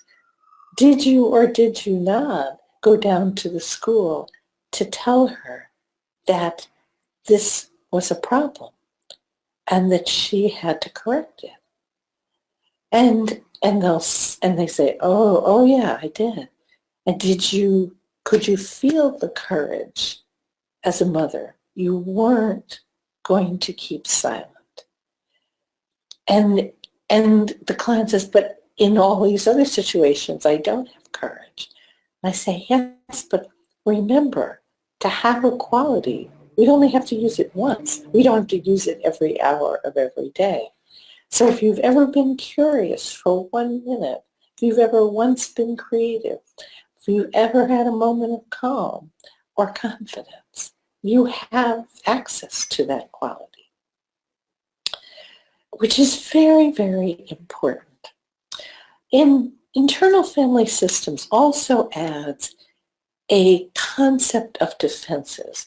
Now, I should say I have a preference for the theoretical model of structural dissociation because, first of all, it's a trauma model. IFS is a personality model and a treatment model. And secondly, the structural dissociation model has a neuroscience foundation. The theoretical model of IFS is more of a metaphorical or intrapsychic defense model. But I think it's interesting to take this concept of defenses and integrate it with the structural dissociation model. So Dick Schwartz says we all have a higher self or self. We also have exiled parts, parts that were not welcome or not safe in our families of origin. And because, and developmentally I would agree with him, because in terms of adaptation, children are safer, they're better off making sure the parts of themselves that parents see are the parts that are acceptable to the parents. And when those exiled parts that are unsafe or unwelcome are shut out of consciousness, what happens is that manager parts develop who stand in for the exiles and carry on providing those ingredients necessary to please parents and to keep the exiles exiled. So manager parts can be good students, they can be self-critics, they can be the we try harder department, they can be very functional and very people-pleasing, very accomplished. But even with a team of very accomplished managers, sometimes exiled parts are triggered by what's happening in the client's life. And that triggers firefighter parts who, like fight and flight in the structural dissociation model, bring fight-flight responses to the fore, act out, medicate the body, engage in sex, drugs, and rock and roll, so that the exiled parts stay safely hidden. So here's an example using the IFS model. This client I will call Suzanne. And Suzanne is actually the client who was brought by her therapist because he was so afraid that she was going to kill herself. And she came in with an opening statement, so to speak. I never feel overwhelmed or vulnerable. I'm pissed off and I want to kill myself. And so I asked her, I said to her, you never feel overwhelmed? And I turned to the easel next to my chair. I have a child-size easel next to my chair. And I drew the rectangle with her name in it. And I drew a box in the right-hand corner, and I labeled it exiled parts. And I said, really, you never feel fear? And she said, no. So I drew a circle and I put fearful part. And I said, and you never feel shame? Never. What do I have to be ashamed of? So I drew the ashamed part. And then I said, do you ever feel sad? Do you ever feel lonely? Do you ever feel needy? Certainly not. And so I drew the sad and needy part in. And then I asked her, well, what are you aware of? And she said, well, you know, I'm very busy. I have 3 children. They have lots of homework. We have sports. We have dance. We have many activities that have to be supervised. We have family vacations that need planning. And I said, sounds like the mothering part is very busy. And what other parts do you notice? And she said, well, what I notice is that my husband and children have no standards. And I said, interesting, so there's a standards part. And what kind of standards does this part have? And she said, well, things have to be neat and orderly. The dishes have to be washed. The laundry has to be folded. The rooms have to be picked up. And And this standards part was focused on keeping the household in perfect order. And I said, where did the standards part learn this level of standard? And she said, well, I guess it learned that standard from my mother. And I said, well, what would happen in your family if things were not kept in order? She said, well, we'd be beaten. That's what would happen. Okay, so the standards part is actually serving as a protection. And then I said, what other parts do you notice or have difficulty with? And she said, I have a very angry part. Everybody tells me that I have a problem with anger. And I said, really? And what tends to trigger the angry part? And she thought for a moment and she said, when people change the plan, or things don't turn out as they're supposed to. And I said, okay, so the angry part reacts to the unexpected and to disappointment. And she said, I guess so. I think that was a little too close to her vulnerability for her to enthusiastically endorse. And I said, what other parts do you notice? She said, well, I have a justice-seeking part. And the justice-seeking part right now is filing a consumer complaint against the dance company that makes my daughter's dance dresses. The justice-seeking part filed a grievance at work. And this justice-seeking part of her spent hours and hours every week pursuing consumer claims of various sorts. And then she said, I have the suicidal part. The suicidal part always has a plan, and it likes to hurt my body to remind me that the plan is in force.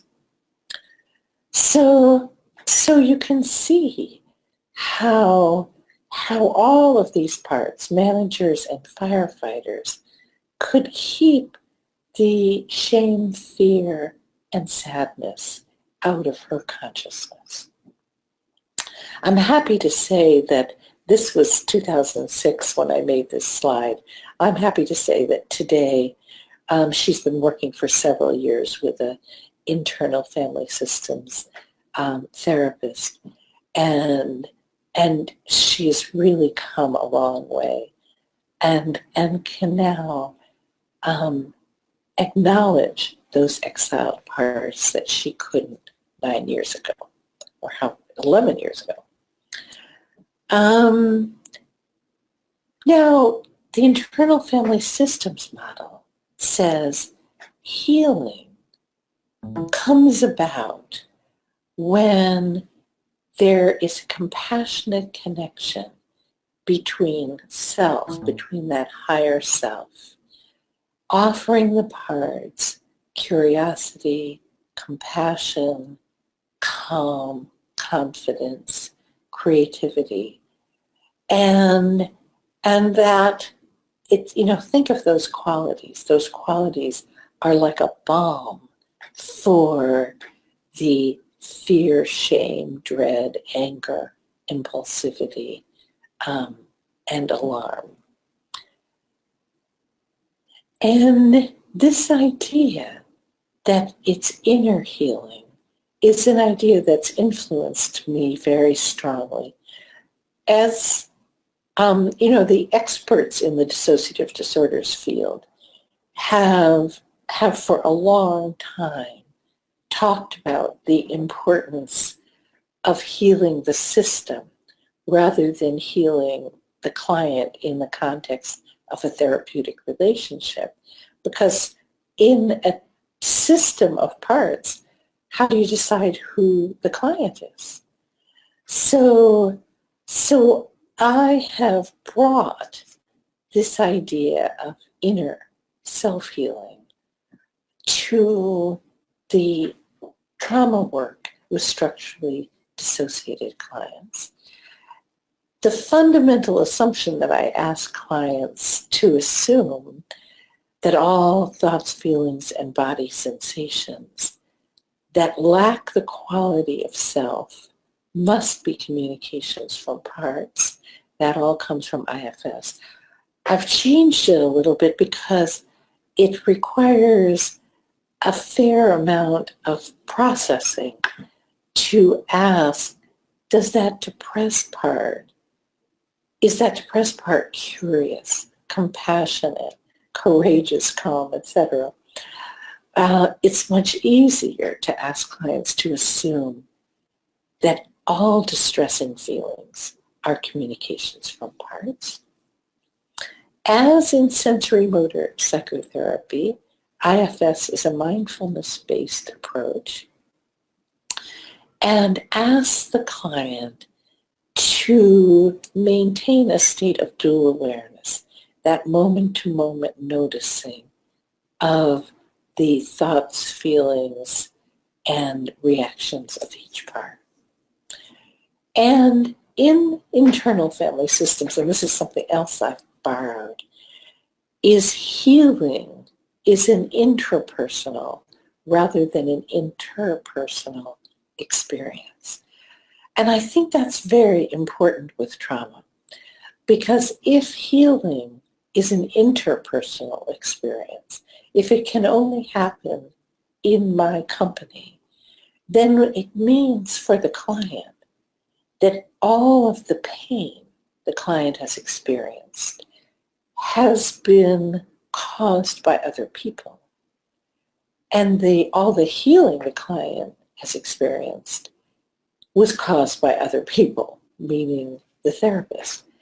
But if healing is something that happens inside, if it's a change in relationship between parts or between self and self, then the client owns it. It's not dependent on anyone else. So that's another thing that I like.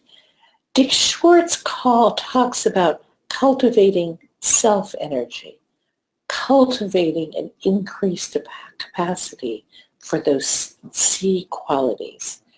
And he thinks, and I agree, that increased self-energy is almost a spiritual energy. It's an energy. It's not an idea.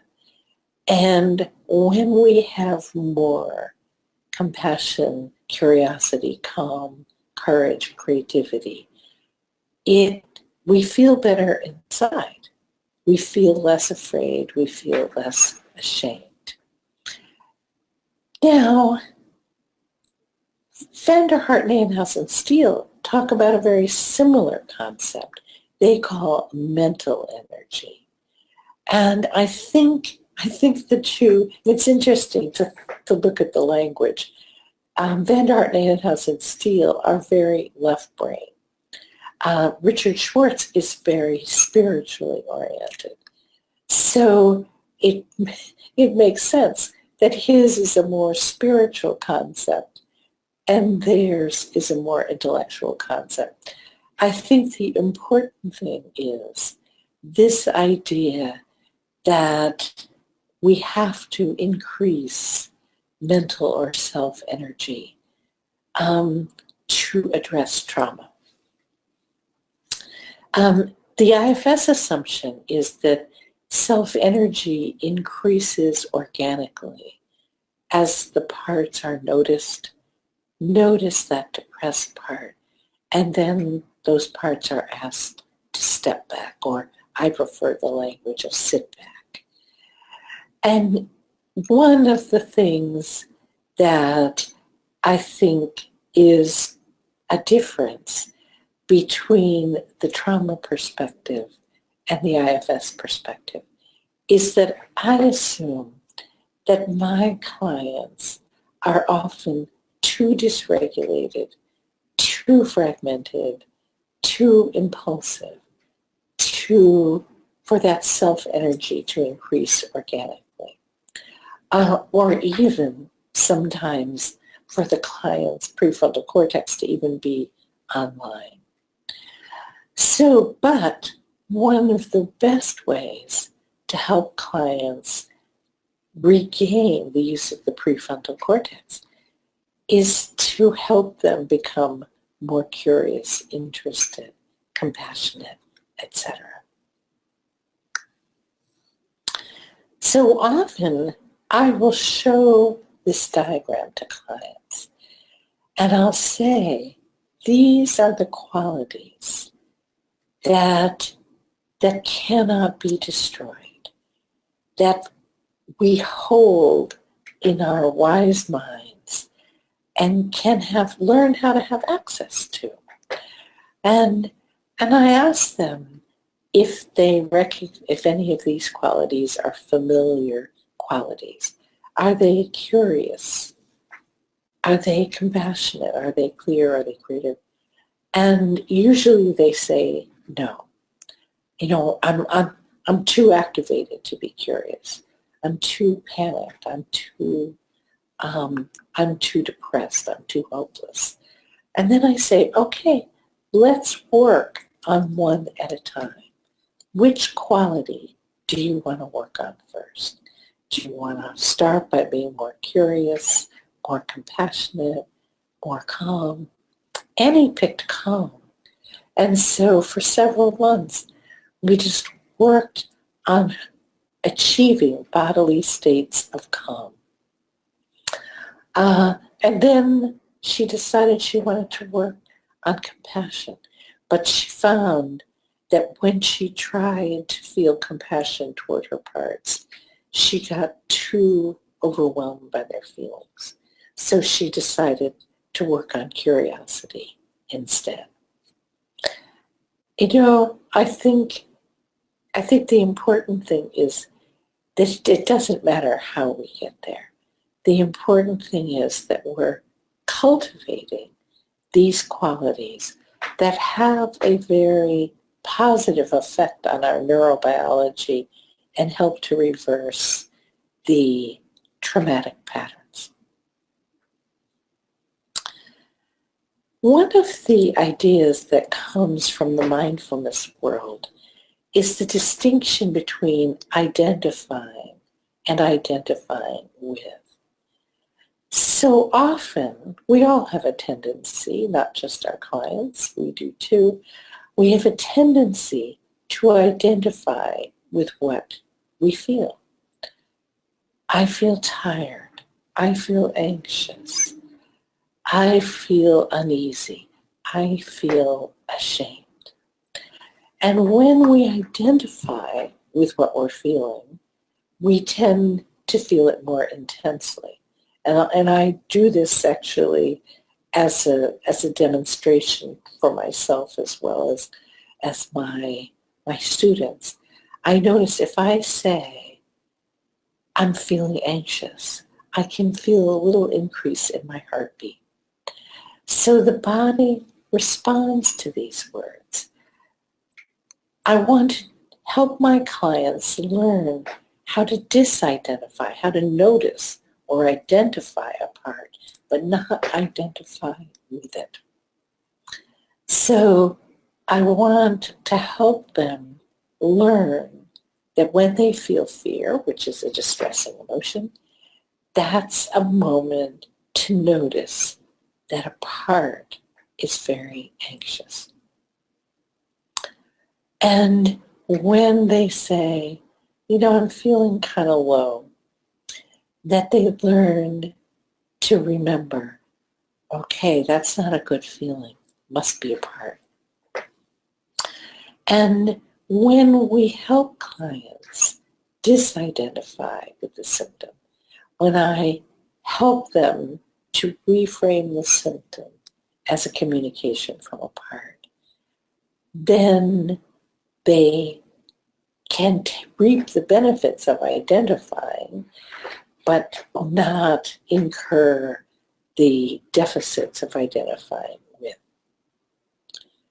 I mean, certainly the last thing we want is for our clients' fear, shame, and anger to intensify. And one of the questions that I have in the back of my mind and that I want to bring to the client's attention, I may not quote this, I might not repeat this exact quote, but I convey it. Which one of the many people who I am, the many inner voices inside of me, will dominate today? Who or how will I be, and which part of me will decide? That's the question that our clients haven't been asking, because for the most part they haven't known that they had parts, that they were that fragmented. But once they begin to notice the inner landscape, they can ask, which one of the many people who I am will dominate today? Who or how will I be, and which part of me will decide?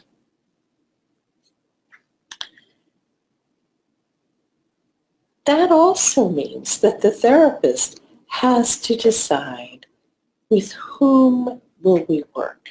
And remember, we asked this question in the 90s, and therapists by and large, given the perspective of those days, I don't mean that in a judgmental way, because I think we did the best we could. We were just uninformed then.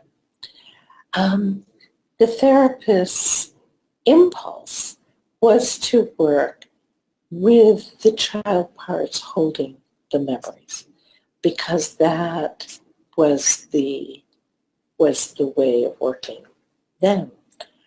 Now we have to make some very educated choices. If I work with the depression as the client's depression, not the part's depression, I'm actually working with the depressed part, because my client comes in blended with that part, says, I'm depressed. I'm even more depressed than I was last week. And as I start to work with my client, I'm choosing to work with that depressed part. And so one of the decision points I came to realize was important was I going to work with the normal life part to help the depressed part, or was I going to work with the depressed part directly? Which parts will get defined as her or him? And so I began to realize that in order for the client to heal, the client had to work with the parts. And before the client could work with the parts, he or she had to have some palpable sense of a normal life self and some ability to read the stage, to notice these very traumatized children. And Feldenkrais says it very simply, but very eloquently. In order to do what you want, you have to know what you're doing. So self-observation is so important. As Dick Schwartz writes, through the day we regularly pass from personality to personality. Because of the speed and fluidity of this process for most of us, and the fact that we have such a limited vocabulary for distinguishing among these inner entities, we do not usually attend to the ways in which this inner community conducts its business. And I think that's very important, because unless we are bringing the parts to the forefront of the client's attention, we're not attending to the ways the internal community conducts its business. We're attending to the client's identification with the ways in which this inner community conducts its business. And I think that's a very important distinction. And who should be the one attending to this inner community? You know, in the 80s and 90s, we assumed that was the job of the therapist. In this decade, we assume that that's the job of the client's normal life self and medial prefrontal cortex. Because we've learned a lot. It's been a real privilege and pleasure to be on this journey as the trauma field began with an idea, very important idea, that people suffered because real things had happened to them. And that was a beginning phase that had to do with raising consciousness in the field and really in the world. And then, having gotten some greater acceptance of that idea, we had to figure out how to work with people who had been badly injured by others. And thanks to the neuroscience revolution, we know that being able to notice, to attend to the inner community, is a prerequisite for resolution. Because unless the medial prefrontal cortex is online, we don't have complete resolution. It doesn't matter how many memories get processed. We need the nervous system recalibrated. We need the prefrontal cortex to function as if the client did not have trauma. As long as the client's brain and body respond to the world as dangerous, we're not done.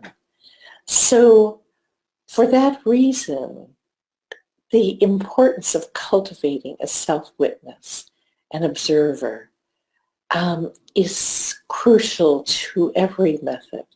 And I won't go through each and every one, but mindfulness-based treatments like sensory-motor psychotherapy and IFS do it by teaching clients to notice. In somatic experiencing also, EMDR also has components of mindfulness and dual awareness. So when we're working with fragmented individuals, it's important that we ask the going on with normal life self, the part of the personality that has access to the prefrontal cortex. We have to ask the going on with normal life self to attend to the inner community. And that's going to be difficult because when the parts are triggered, the prefrontal cortex is going to go offline. Oops, you can see the problem. And then who attends to that internal community? And we have to support the client's awareness of the parts, the normal life self's awareness of the parts, by being aware ourselves so that we are modeling and we're helping the client's brain develop patterns of noticing the parts. So when I say, oh, so the depressed part has been struggling more this week. Oh, the anxious part has been in such a panic.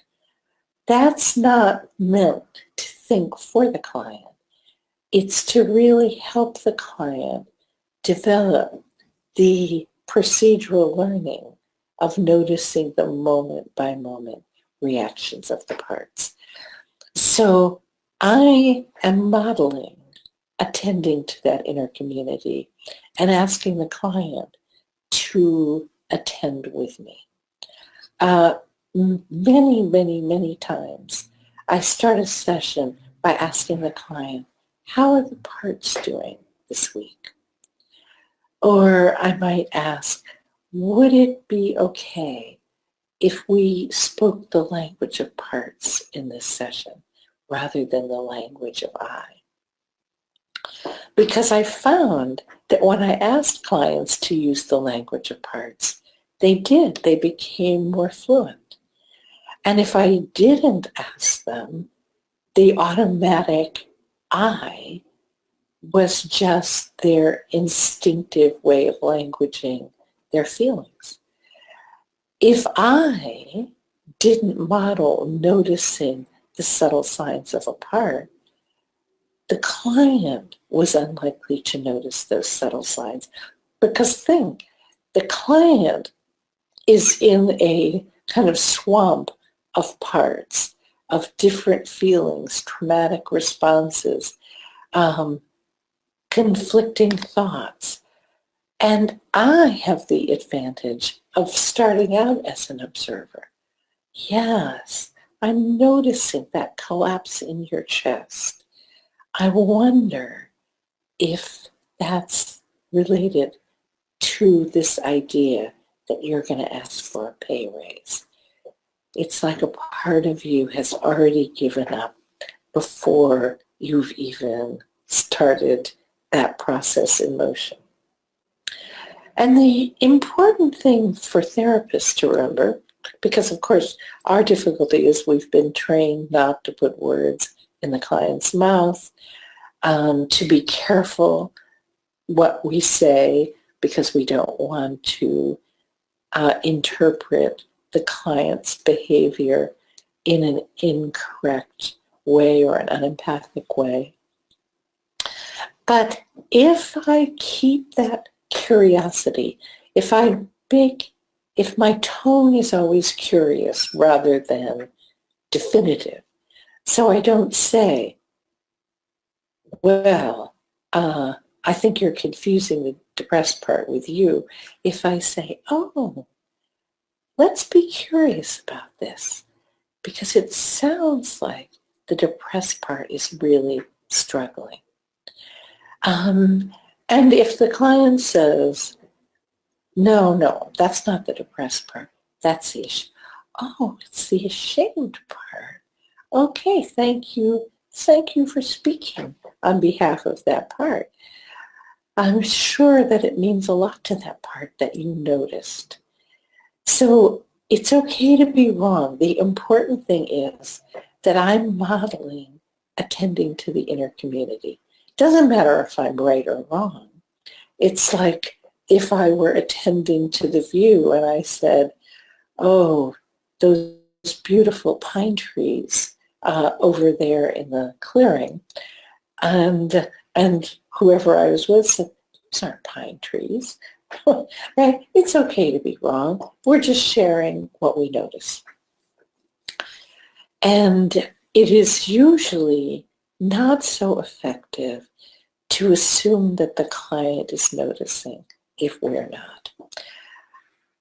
You know, I call the consistent use of parts language relentless reframing. And I gave it that name because I could feel the relentlessness in my body. Because I came to believe that the key to resolving fragmentation was the noticing and naming of it, so that the client could see it moment to moment.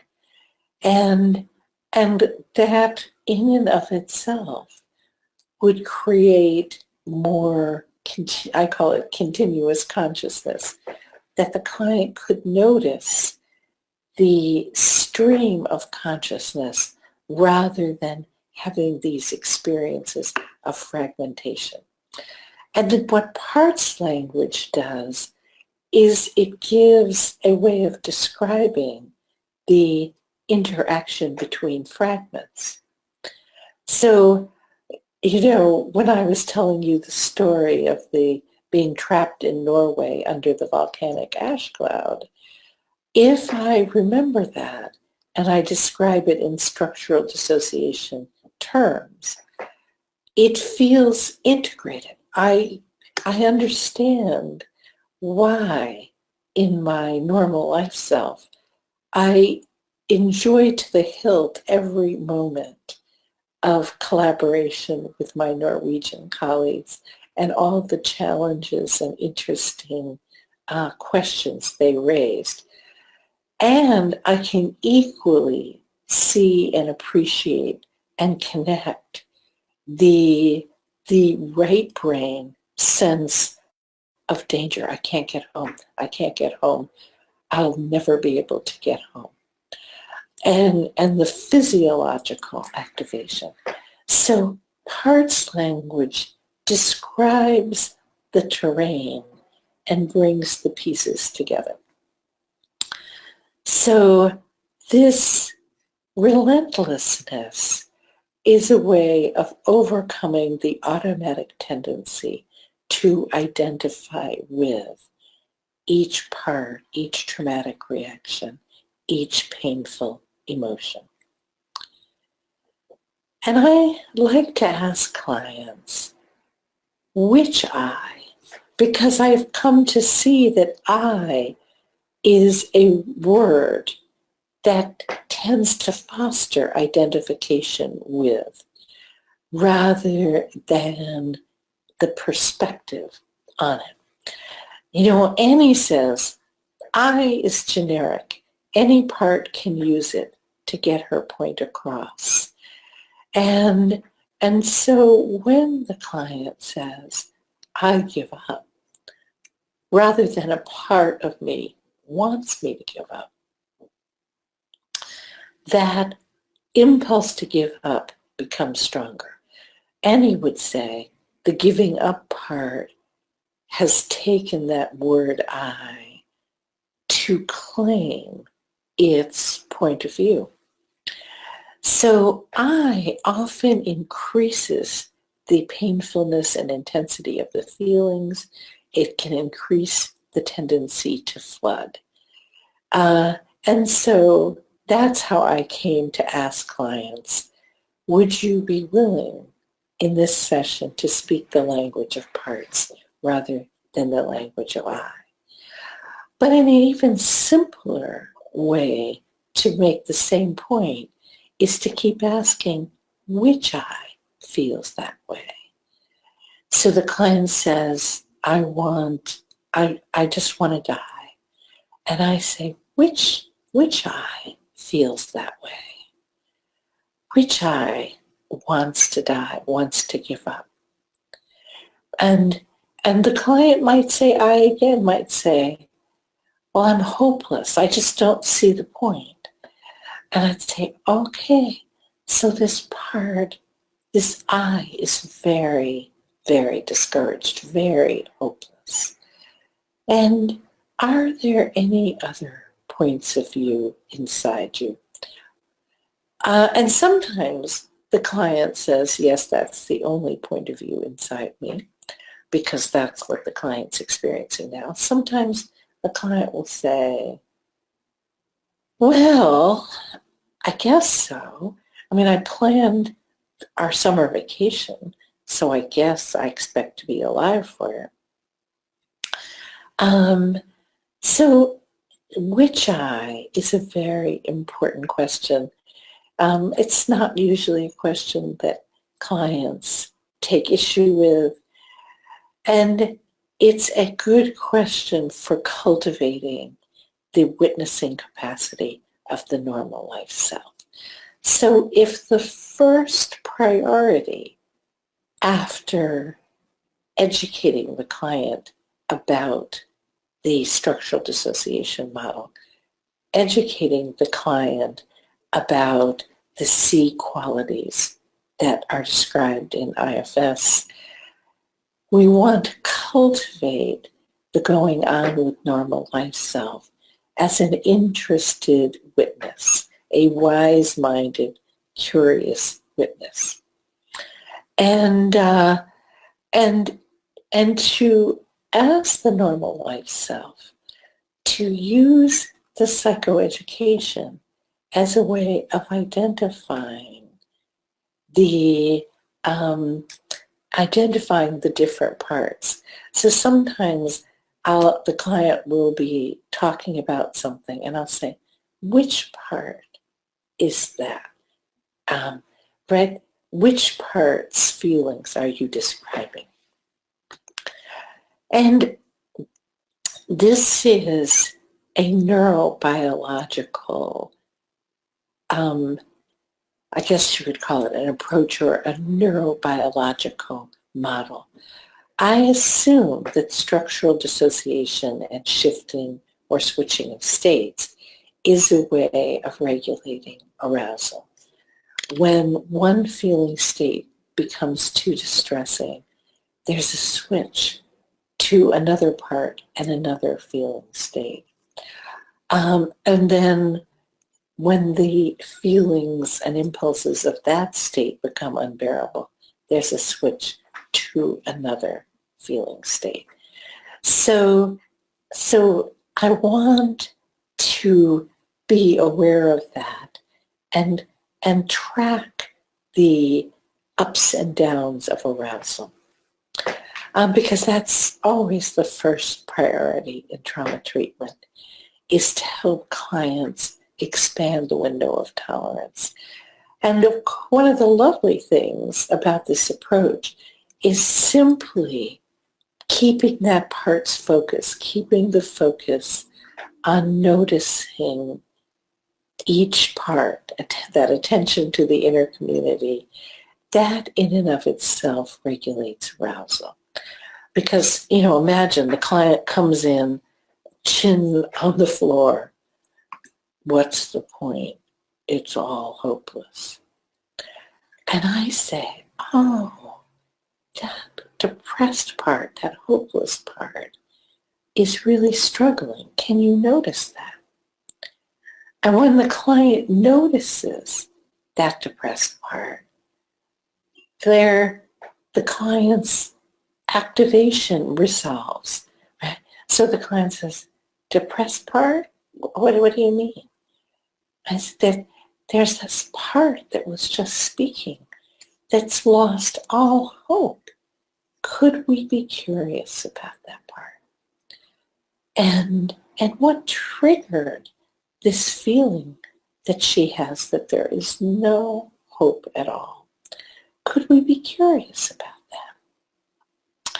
So the key is that by keeping the focus on noticing which part, which feeling belongs to which part, I'm actually regulating arousal by keeping the noticing brain, I call it the noticing brain, keeping the noticing brain online.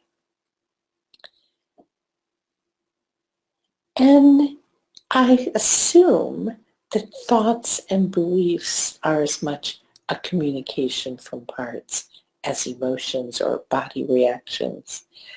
And so when the client says, well, look at my track record, I've failed at everything, I say, isn't that interesting? There's a part of you that believes you failed at everything.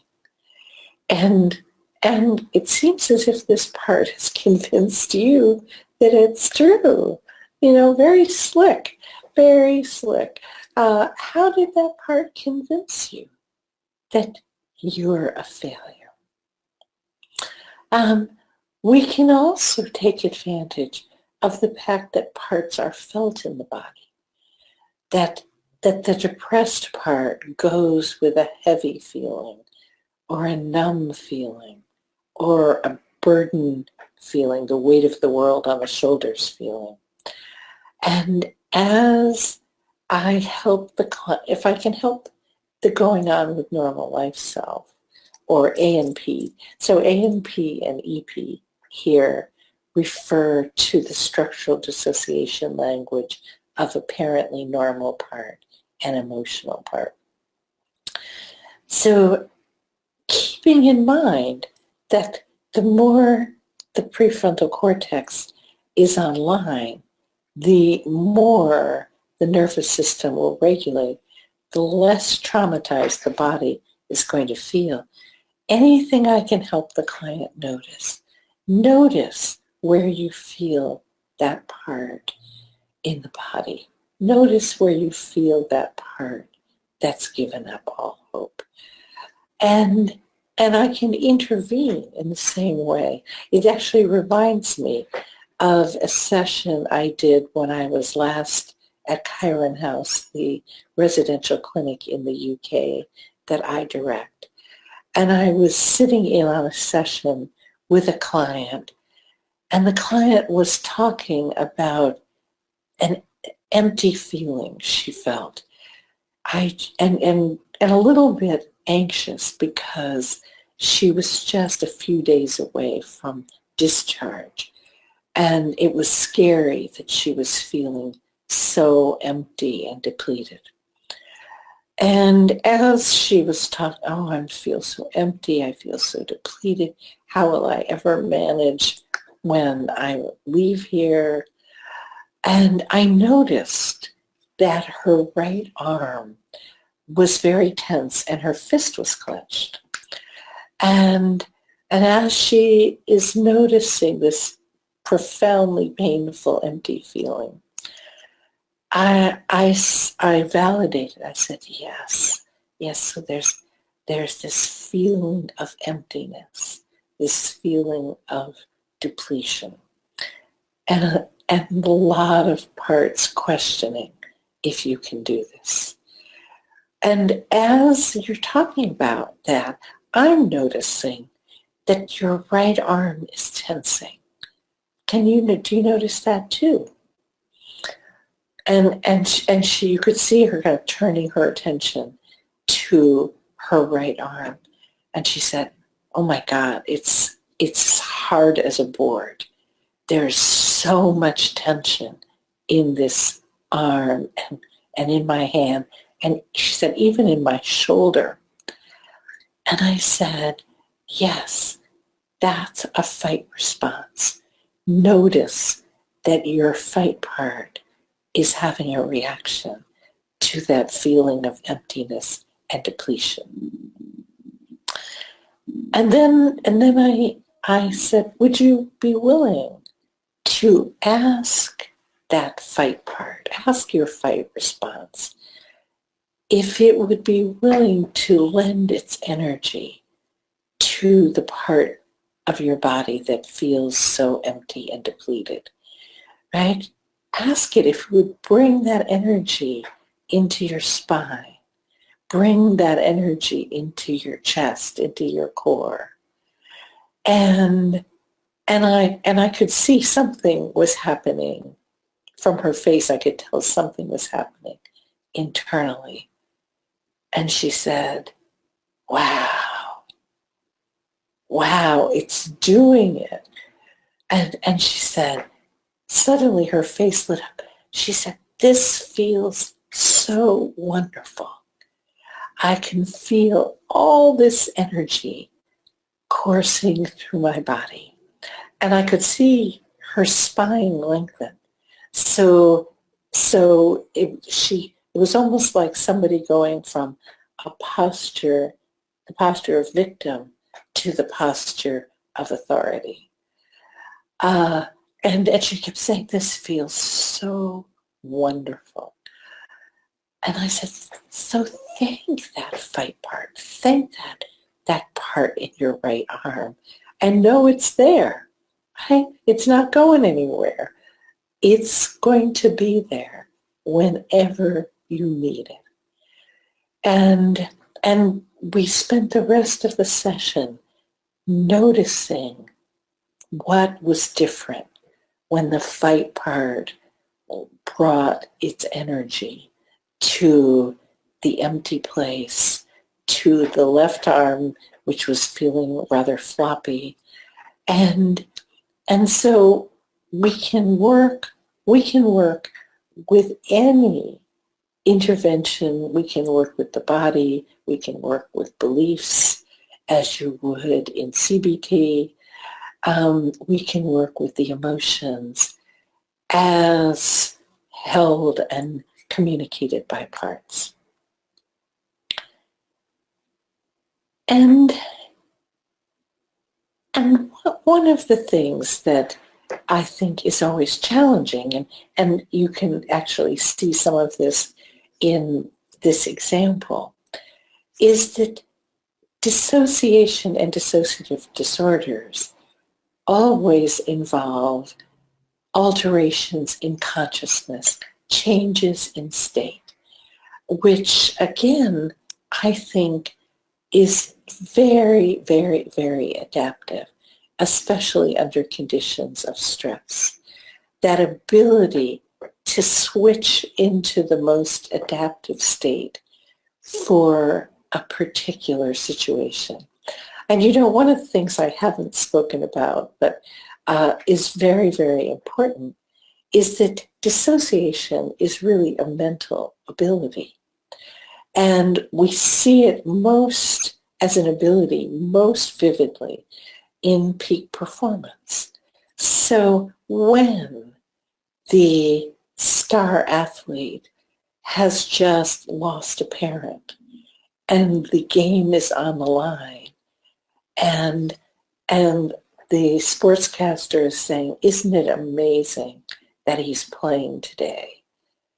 And in that game, he throws the winning touchdown, hits the winning home run. That's in part because of dissociative abilities.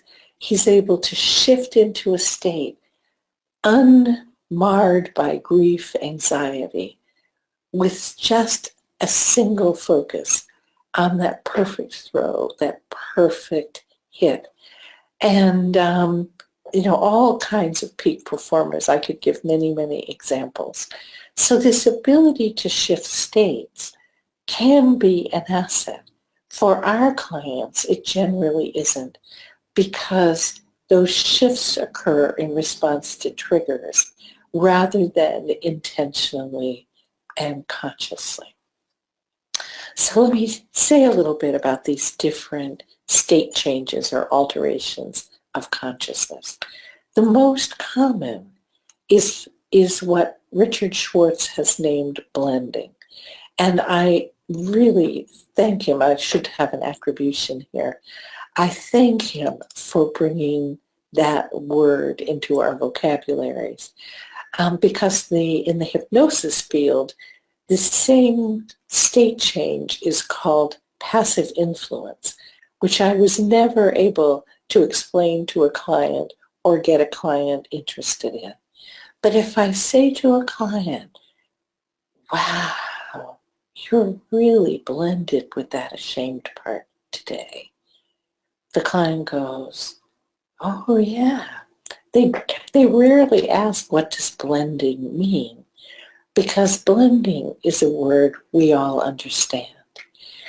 The thoughts, feelings, and beliefs of that ashamed part blend with the curiosity, compassion, calm, courage, etc.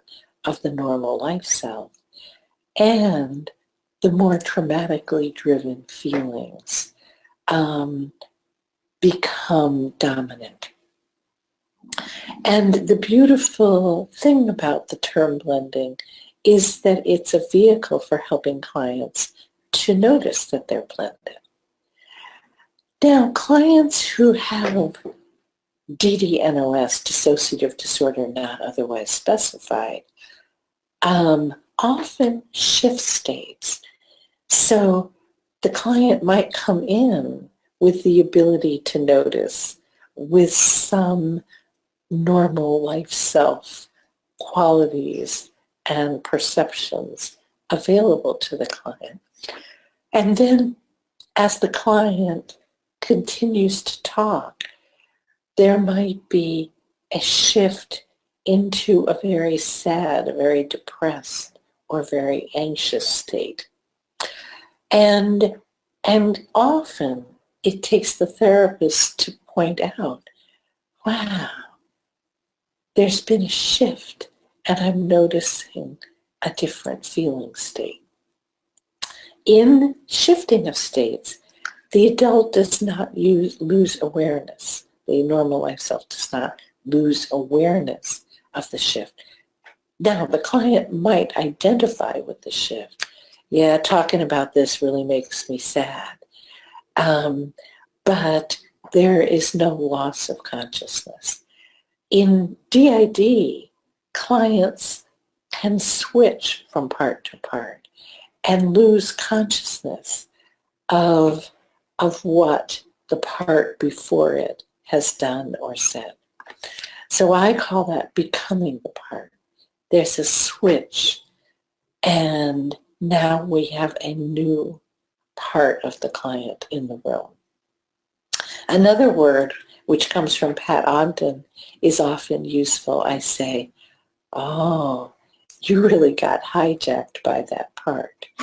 And it's very interesting, because clients can get hijacked by an angry part, by a submissive part.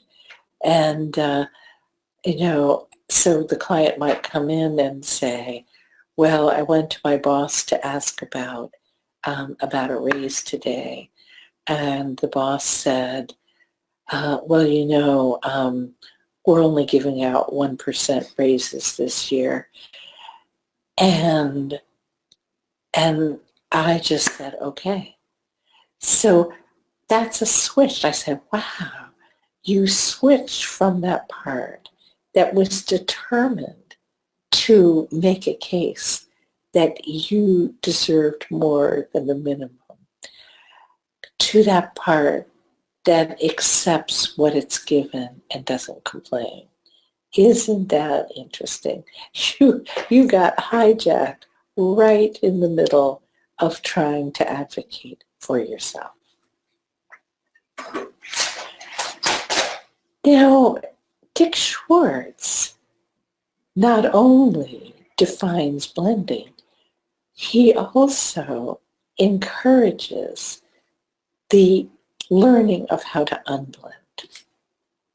And which is also wonderful language. So I can say, yeah, you're really blended with that part that thinks she has to take what she's given and she can't ask for more.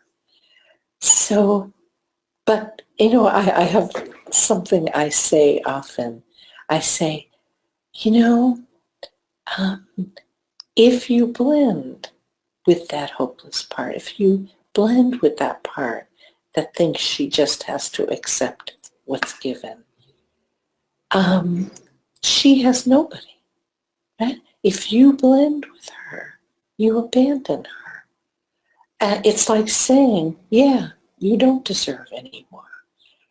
It's like saying, yeah, it is hopeless. I agree with you. And that's not fair to her. And there's something really important that happens when I say to the client, when you blend with her, it's like you're abandoning her. Who does she have then? If you're agreeing with her that she's a failure, that she's defective, that she doesn't matter to anybody. And when I say you're abandoning her or you're abandoning him, I can see a reaction in my clients. And suddenly there's some access to compassion because they know what it feels like to be abandoned. They've been there. And when I say, you can't abandon this little girl who has lost all hope, not because she's done anything wrong, but because of what's been done to her. Right? How can you abandon her? How can you say, oh, well, too bad, little girl, tough luck? And they get it. They get it. And I say, would you be willing to work on unblending? And they say yes, because that abandonment language has touched their hearts. So part of the unblending process occurs as a result of the therapist unblending. So I have to keep making that distinction. Yeah. So when the hopeless part gives up hope, it triggers the annoyed part. Yeah, can you notice that? And the annoyed part is afraid that that hopeless part is just going to ruin everything that you've worked for. And and and and feel that annoyed part's energy. It's not going to let you give up. So the more that I help the client be in an observational relationship to the part, the easier it will be to unblend. The more I help to foster empathy. I'm sure this is true for all of you too. We can't ask people to empathize, but we can elicit empathy, right? So if I say, you should have empathy for that person, I'm probably going to get a little resistance, a struggle. If I say, wow, she's a fighter, isn't she? And you know what I find? When I'm fostering empathy for the parts, it's not empathy for their vulnerability. It's empathy for their courage, for their ingenuity, for how they help the client survive against all odds. I think one of the mistakes that we've understandably made, again, because of our history in the trauma field, of having started out with Freud's talking cure as our one instrument, the emphasis has always been on empathy for the vulnerability. That must have been so scary. That must have been so painful. That must have been so lonely. But actually, what I find is that my clients' normal life selves are threatened by the vulnerability of the parts. They're afraid they're going to drown in the part's vulnerability.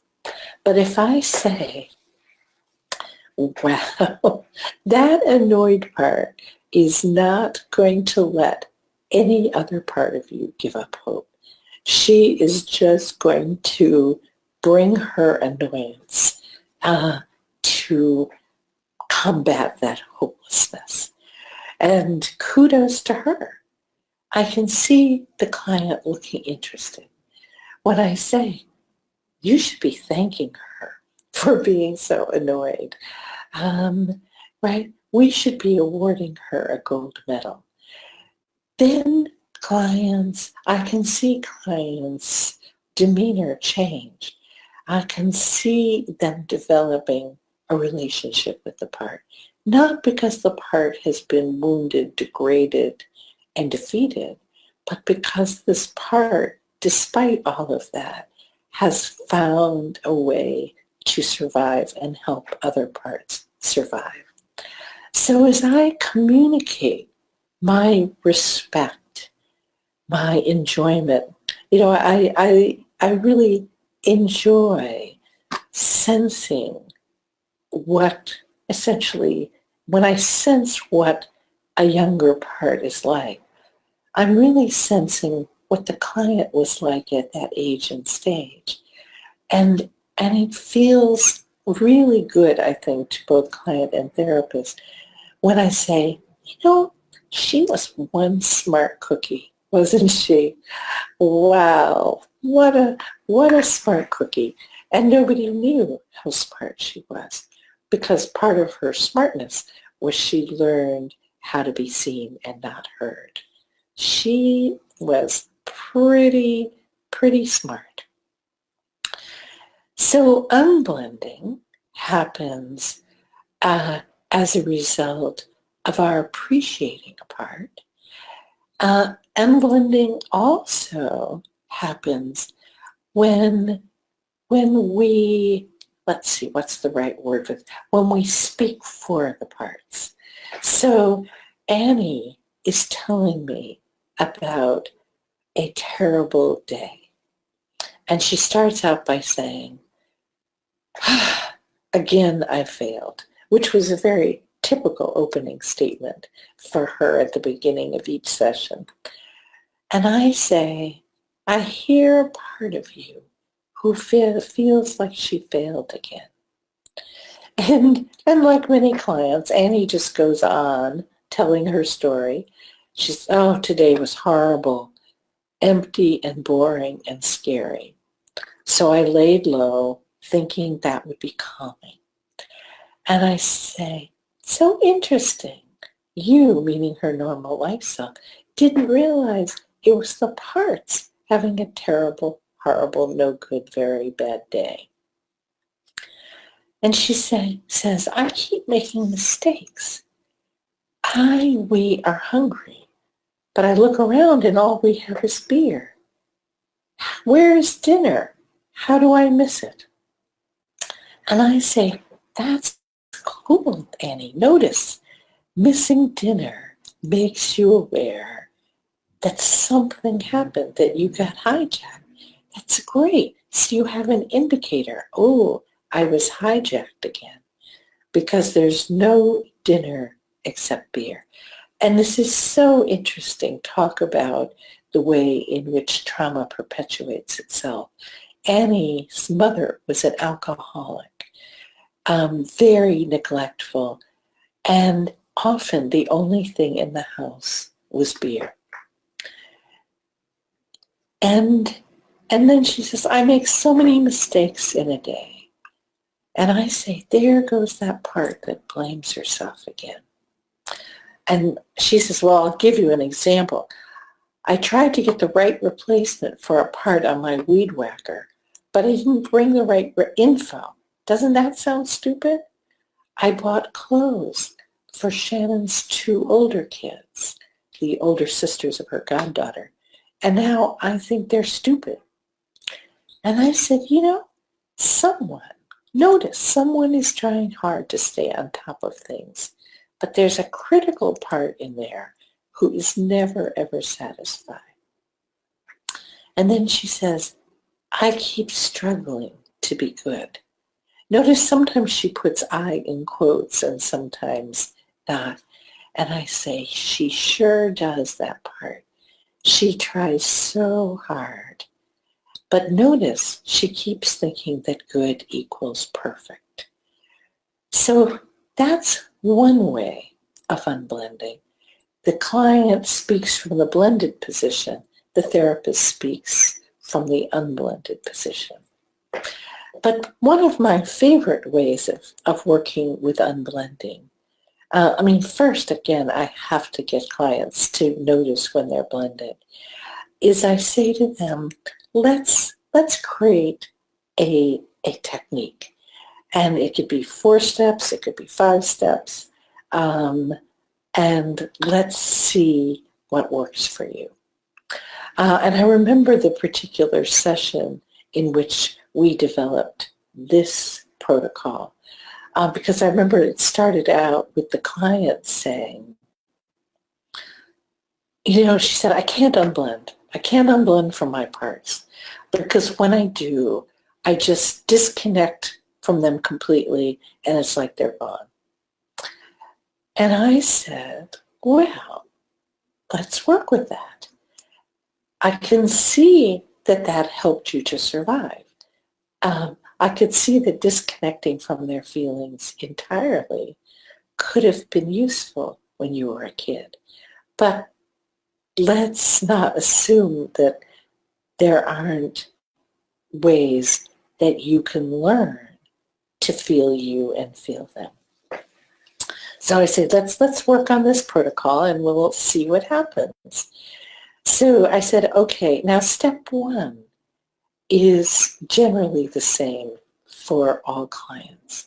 Step 1, assume that any distressing or uncomfortable feeling is a communication from you. And say to yourself, it's not my feeling. Often clients or the normal life self has to first say, it's not my feeling, before he or she can say, it's the feeling of a part. So she said she was feeling a lot of distress. She had parts that were very anxious because I was the consultant on her team. Her primary therapist was really pushing her to develop more self-energy, to really become more skilled at unblending. Now, in IFS, you wouldn't use a very structured protocol such as this. I developed these structured protocols for more fragmented and DID clients who don't have the bandwidth or the self-energy to work in a less structured way. So she says, okay, it's not my feeling. They're scared that he's angry at them. And I said, beautiful. Okay, step one. It's not my feeling. It's their fear. And then I say, so good, and you've already done step two, put the part's feelings into words. They feel scared that he's angry and he won't help them anymore. And I said, and after each step I say, does that feel better or worse? Because we've got to find out if it's actually working. And when she said, they feel scared that he's angry, she said, I can feel a little relief. And I don't know if she said or I said, they may feel relieved that you know that they're scared. And then I said, okay, let's try a third step. Create a little more separation by sitting back in your chair. And actually, because this particular client was an athlete as a kid, I said to her, engage your core. So notice that they feel scared and engage your core and make sure that you feel connected to it. And when she engaged her core, I said, can you feel you? And she said, yes, I can feel my core. Can you still feel their fear? And she said, yes. And I said, good. So notice, you can feel you and you can feel them at the same time. I said, okay, ready for step 4? And I said, can you use your adult mind to reassure this part that she's not going to be punished, that he's not going to abandon her? And because this particular client is a department supervisor, she's the person to whom the other employees come when they're having a hard day. I said, use that part of you that helps other people to reassure the parts that they're doing okay. And I said, what would you say to one of your employees if she came to you and said, I think I'm failing, I think I'm going to be fired? And she immediately said, I would say, you're doing the best you can. That's all you can do. And you're not going to be fired. And I said, great. So say that to the parts. Reassure them. They're doing the best they can. And then step 5, I said, okay, can you still feel you? Can you still feel them? Ask them, am I getting it? Am I understanding? Is this what you need? And to her shock, the part said, yes, you are getting it. She said, maybe I can unblend. Now, this is our worksheet. So as we worked on each step, notice I started out with 4 and then we added the last one. Is this helping? So I wrote it out for her, and she actually gave me the idea. She said, I'll never remember this. And I said, well, let me write it out. I'm going to write out the 5 steps that you and I developed together. And I want you to remind the parts that you and I did this together. And this isn't just me giving something to you. You and I did this together.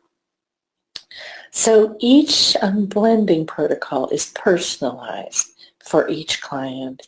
We try out each step. I write them down. And she was kind enough. She took the original home and scanned it and sent me a copy so that I could show you how I do it. So especially with people who are fragmented, it can be so important to write things down, to reinforce them. The client will reread them because they're your handwriting, because they're a message from you. And there's a comfort in that. And they'll get the comfort, but they'll also get the education. And both are important. A really important internal family systems technique that I want you all to know. In internal family systems, remember, the unblending occurs by asking parts to step back. So in IFS, the client is taught to notice a feeling as a part and then to ask that part to step back. And on the assumption that as each part steps back, there'll be more access to self-energy. And I found, because again, I work with more severely fragmented and DID clients, what I noticed is that sometimes the parts were hurt by this request that they step back, and they felt it as a kind of rejection. So I changed the language a little bit, and I say, would you ask this part if she would be willing to sit back just a little to make more room for you? So that it's really clear that the part is not being asked to go away. It's simply being asked to sit back so that the normal life self can be more present. And often the client notices a difference as soon as the part sits back. Sometimes I say, would you ask this part if it would be willing to sit back a little and make more room for you? And I say, notice what happens. And the client says nothing, which to me is a sign that some part is saying no. So I say, would you ask that part what she's worried about if she sits back? What does she need from you to be willing to sit back? And most of the time, 80% of the time, the parts say, if I sit back, you're just going to ignore me. And so I make sure to challenge the client. So she needs to know that you won't ignore her if she sits back. And sometimes I'll say, is she right that that's likely to happen? And the clients go, yeah, I'm sorry, but yes, because I want to ignore them. And I say, okay, can you reassure her that this time will be different? Now, sitting back is can be the prelude to much deeper work, but it's also helpful even in stabilizing complex clients because it can be used for clients who are hearing a lot of voices, a lot of noise in the head. They complain that the parts are arguing and fighting. They feel overwhelmed. And then I say, okay, it's okay to ask the parts not to overwhelm you because you're not much good to them if you're overwhelmed.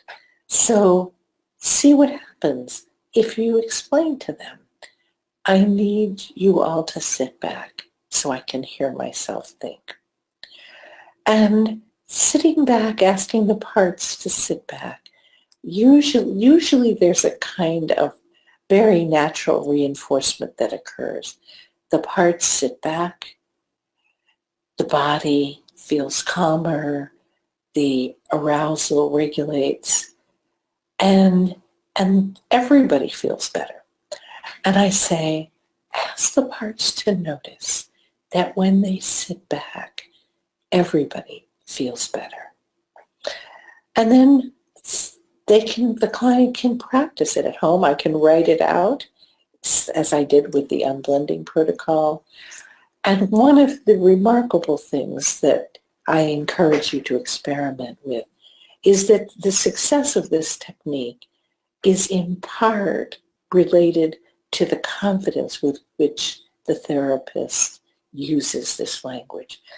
Because I have absolute confidence that parts are willing and able to sit back. Sometimes they need reassurance, they need a little negotiating with, but I don't have any anxiety that it won't work. And I think to the extent that you can borrow my confidence so that you can communicate it to the client, the more successful it will be. With DID clients, we have a bigger challenge, which is managing the switching from part to part. Many therapists, and you may be among them, who work with DID clients regularly talk about the revolving door phenomenon in which the client comes to therapy in the going on with normal life self, and within 5 or 10 or 15 minutes has switched into a child part, and with the loss of the witnessing function of the going on with normal life self.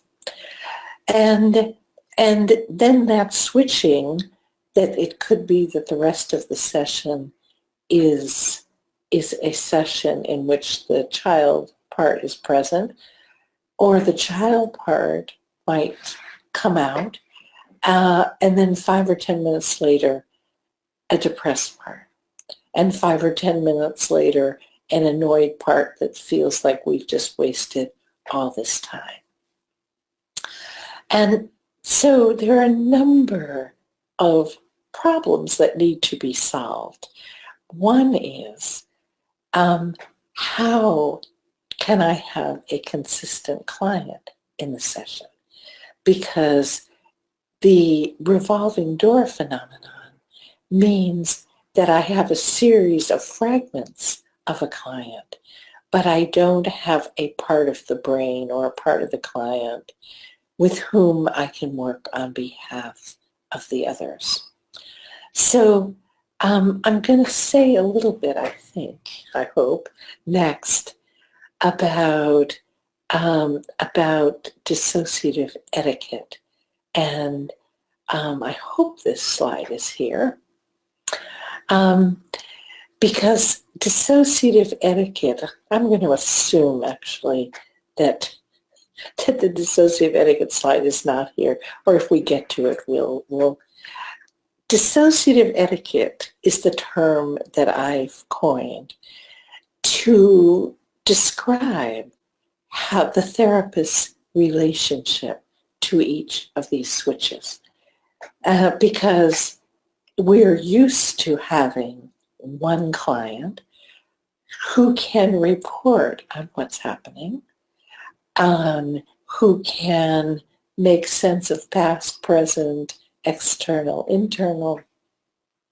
We're not used to a client with whom we work in fragments, fragments of all different ages. So dissociative etiquette describes the way in which we welcome each part. So I have to treat every part of the client as an honored guest in my office. I may not want to work with a 3-year-old part. I may want to work with the prefrontal cortex of the going on with normal life self and figure out how we're going to help this 3-year-old. But if I have a 3-year-old in the office, I have to treat her as an honored guest. I may not want an angry 15-year-old part in my office complaining about how I don't care. I will want that normal life self with the prefrontal cortex. But as long as I have a 15-year-old part who's angry at me in my office, I have to welcome her.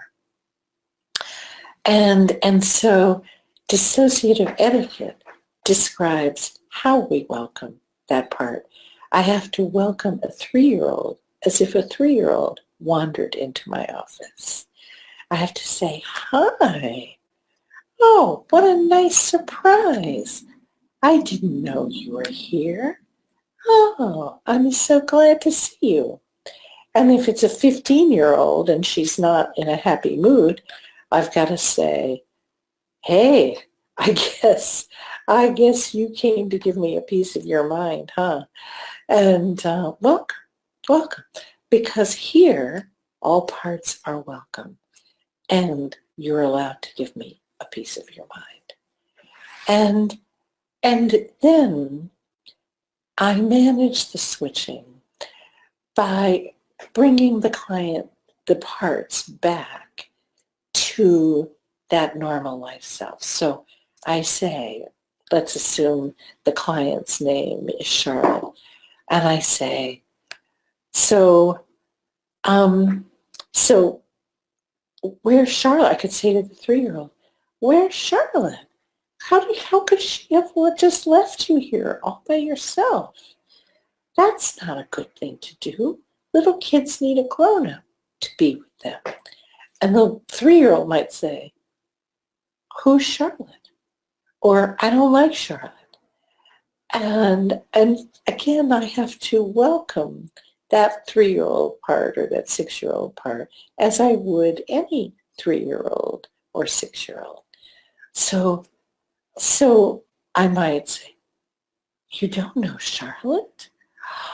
Oh, Charlotte's job is to take care of you and you don't know her. That's a problem. And I might say to the 15-year-old, and what does Charlotte think? And the 15-year-old might say, well, Charlotte thinks you're okay, but I don't agree with her.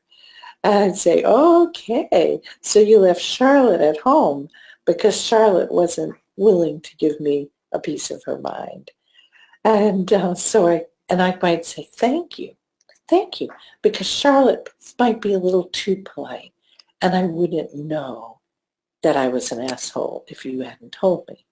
Because if I'm talking to a 15-year-old part, I have to be willing to talk turkey. I would never use that word with the 3-year-old part. So, and then I can say to either or both of them, I think I need to talk to Charlotte about this. I could say to the 15-year-old, Charlotte needs a little more backbone here. I mean, she can talk to me frankly and directly. She doesn't have to send you, although I'm very glad you came. And could you ask her to come back so I can tell her myself? Because she probably won't take it well if you tell her. And then I say to the 3-year-old, I have to talk to Charlotte because it's not okay for her to leave you all by yourself in a scary place. So could you go inside and get Charlotte and tell her that I need to talk to her? I promise I won't be mean. And often child parts, or the teenage parts, never have a problem with separation. Sometimes child parts will say, but I want to talk to you. And then I have to be empathic, but I have to be consistent. So I say, oh, I know you want to talk to me because I'm much nicer than Charlotte, but I have to teach her how to be nice because she needs some lessons in how to take care of you and how to be nice to you. And I can teach these little parts how to go inside and get Charlotte. So notice that I'm fostering internal communication. I'm communicating there to all the parts that there's more than one I.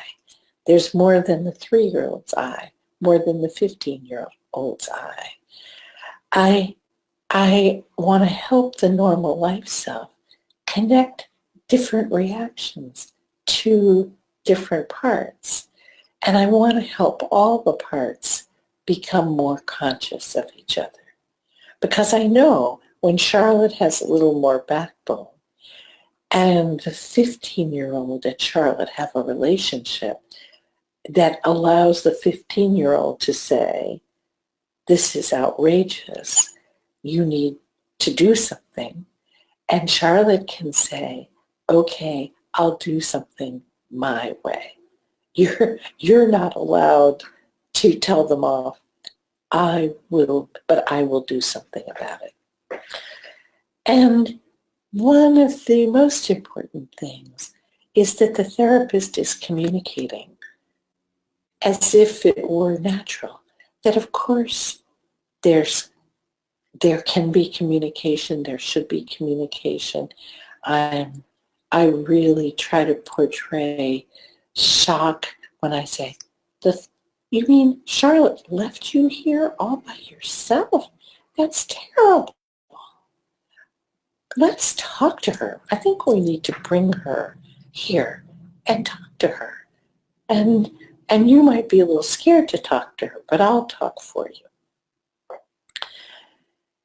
I think that it's very important also that we use multimodal techniques because, again, we're talking to different parts of the client's consciousness. We're talking to parts who are at an age where words matter much less than other modalities, than seeing things or feeling things. We know that multimodal learning increases retention, and that's very, very important. So anytime we connect words with a visual image, every time we connect the visual image with a movement or a gesture, we increase the retention capacity of the client. And one of the things that can be very, very useful is externalizing the parts. Because again, this is multimodal. You can pick up the parts, you can see the parts, you can see their relationship to each other. And I have to give my thanks to the client who actually inadvertently introduced me to this way of externalizing parts. I call her the duck lady, a client with very severe DID. So severe that she almost couldn't carry on a conversation. There was so much shouting and struggling inside. And at the third session, she walked in with a little plastic bag and dumped these little tiny ducks you see here on my coffee table. And she said, "These are the parts." And a few weeks later, another client brought in the black duck and said, it doesn't seem right that these little ducks don't have a grown-up to take care of them. So I brought them a grown-up. And then 2 weeks after that, another client brought in the penguin and said, "I thought the black duck looked kind of lonely. I thought maybe she could use a friend." And someone else brought in the green duck. And I've forgotten why, but I remember the client who brought in the yellow and red ducks, a musician who said, I think you need teenagers. And so over the years, different clients have contributed different ducks to the duck community, which enables us to externalize what's happening on the inside so that it can be solved more easily. Because when it's all happening as emotions and voices and a sense of struggle, it is very hard to have a window of tolerance for it. So this was actually the first duck therapy session. And I think that, as you can see, more ducks have joined since the last picture. And this brain, notice the rubber brain, also brought in by the duck lady, because I kept talking about the grown-up part with the big brain. And so she said, well, okay, I brought brain to represent that part of me that has the big brain. And the problem was that she had been repeatedly date raped, and then afterwards had come home and cut herself. And she was in a partial hospitalization program. The staff tried to work with her, and she came in to see me. And I was thinking of all the phone messages I had gotten from her staff. And she was very preoccupied and very agitated. So I said, focus on the ducks instead of on what's going on inside. Focus on the ducks and point to the duck that keeps going out on dates. And she pointed to the blue duck. And I said, okay, why does the blue duck keep going out on dates? And she looked at me as if I'd asked a stupid question. She said, because she just wants to be normal. Right? This is a 34-year-old woman, so it makes sense. And I said, okay, and point to the duck who thinks she has to have sex with the man afterwards. And she pointed to the red duck. Okay, why does the red duck think she has to have sex afterwards? And again, she looked at me like I was stupid. She said, because he paid for dinner. And then I said, okay, so the red duck thinks she has to have sex with him because he paid for dinner. And then what duck gets scared after when he's trying to have sex with you? And she pointed to the orange duck. And why does the orange duck get scared? Again, which might sound like a really stupid question. But what I wanted to help her do is to differentiate between the parts of her that initiated these contacts and initiate sex for whatever reason, and the part of her that feels raped all over again. And I say, so the orange duck gets scared. And what's she afraid of? She's afraid that a bad man is doing bad things to her. And then I said, okay, And then what part cuts after you get home? And she pointed to the purple duck. And why does the purple duck cut when you get home? To try to tell the blue duck to stop going out on dates. And I said, okay, so now let's ask the part with the big brain, what should be done about this? And she paused and she thought for a moment and she said, no more dates until we learn how to work better. And to my knowledge, knock on wood, she's never been date raped again. So we were able to deconstruct this very unsafe situation in such a way as to resolve it, not to resolve the underlying causes at this particular moment, but certainly to preserve safety and manage unsafe situations. So here is another. Again, every client creates his or her own sculpture. You could think of this as externalized psychodrama too. This was a client who came for a consultation to an diagnostic assessment of a possible dissociative disorder. And we're getting toward the second hour of a 2-hour diagnostic assessment. And she has identified with the structural dissociation model. She can see herself in it. She can see how it makes sense of the last probably 10 years of her life. And I asked her to look around at the different objects on the table and point to the object she wants to use to represent her normal life self. And she picks, notice, this is another brain. I've had lots of brains donated. And I say, okay, so that's your normal life self.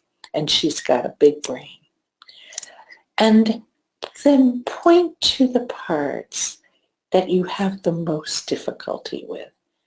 And she picks the rock. She says, well, the parts I have the most difficulty with are the ashamed part and the critical part.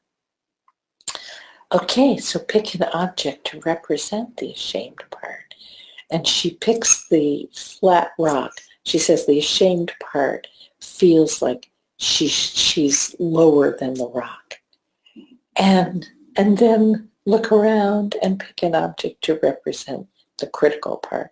And notice how scary the critical part looks and how big.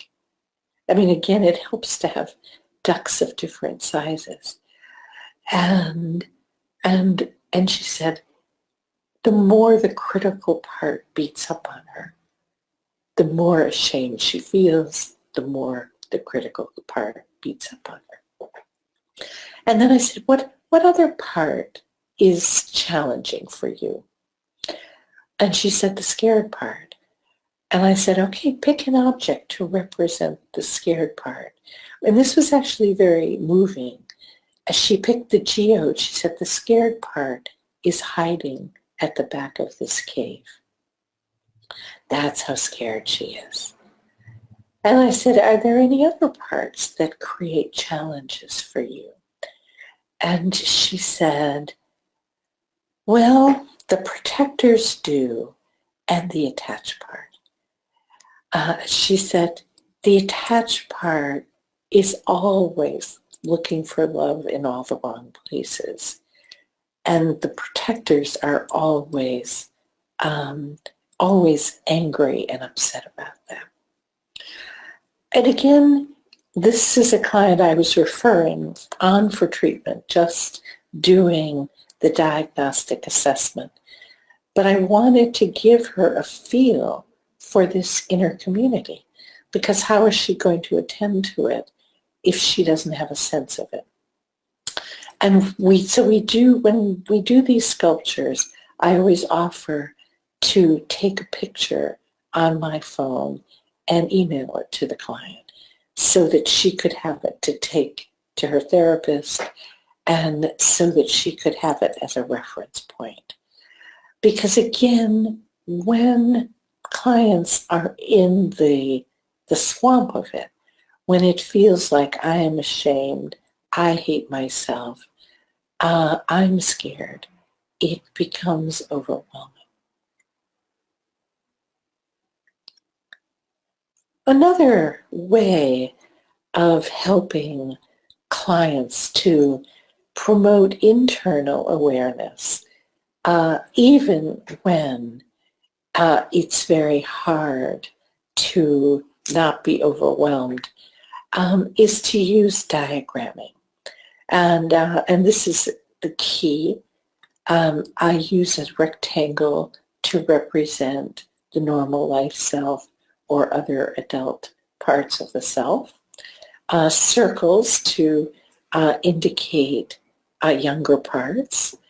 A trigger symbol, a symbol that represents the ways in which parts trigger each other, and a symbol to represent parts that are connected. So whatever the issue is, I call this the feedback loop.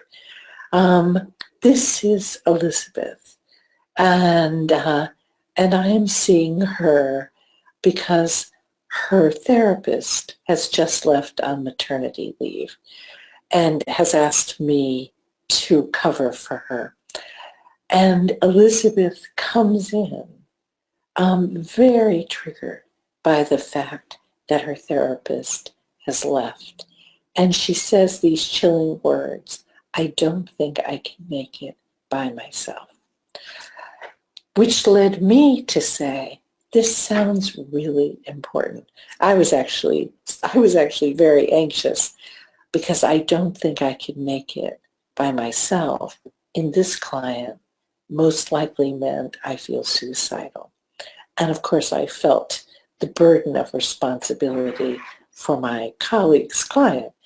And so I say to her, let's diagram this. This feels very important. And I say, what part of you is afraid that she can't make it by herself? And she says, oh, I think it's a little one. So I draw a circle and I write little one in it. And what's that little one saying? She's saying, I'm so scared. I'm so sad. I'm all alone without Francis. Someone please, please help me. And then I say, okay. And when she says, I'm so scared, someone please help me, what happens next? And she says, I hate myself. So I assume I hate myself means there's a critical or judgmental part. So I draw a circle and I write critical part. And I say, what's the critical part saying? Oh, the critical part is saying, what is your problem? Get a grip. Stop all that whining. Shape up. And I say, okay. And then what happens next? The little one gets more scared and more sad and more painfully alone. And what happens next? The critical part gets more critical. And what happens next? She says, I feel suicidal. And I say, and what part of you gets suicidal? And she says, the enforcer. Very interesting. Some clients might call it the suicidal part. I'm sorry. She says it's the enforcer. And I say, okay, what does the enforcer say? You deserve to die. Your body is worthless anyway. And I say, okay. And when the enforcer says, you deserve to die, you're worthless, what happens to that little girl? And Elizabeth says she gets more scared and more frantic to find somebody to help her. And now you see the feedback loop.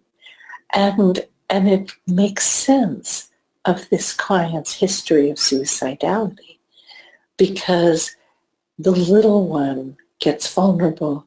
The critical part tries to stop the vulnerability by judging and beating up on her. And the suicidal part says, I'll take you out of your misery. So I say to Elizabeth, you can be there. And you can be there for little one, and you can also be there for critical. You can take care of her too.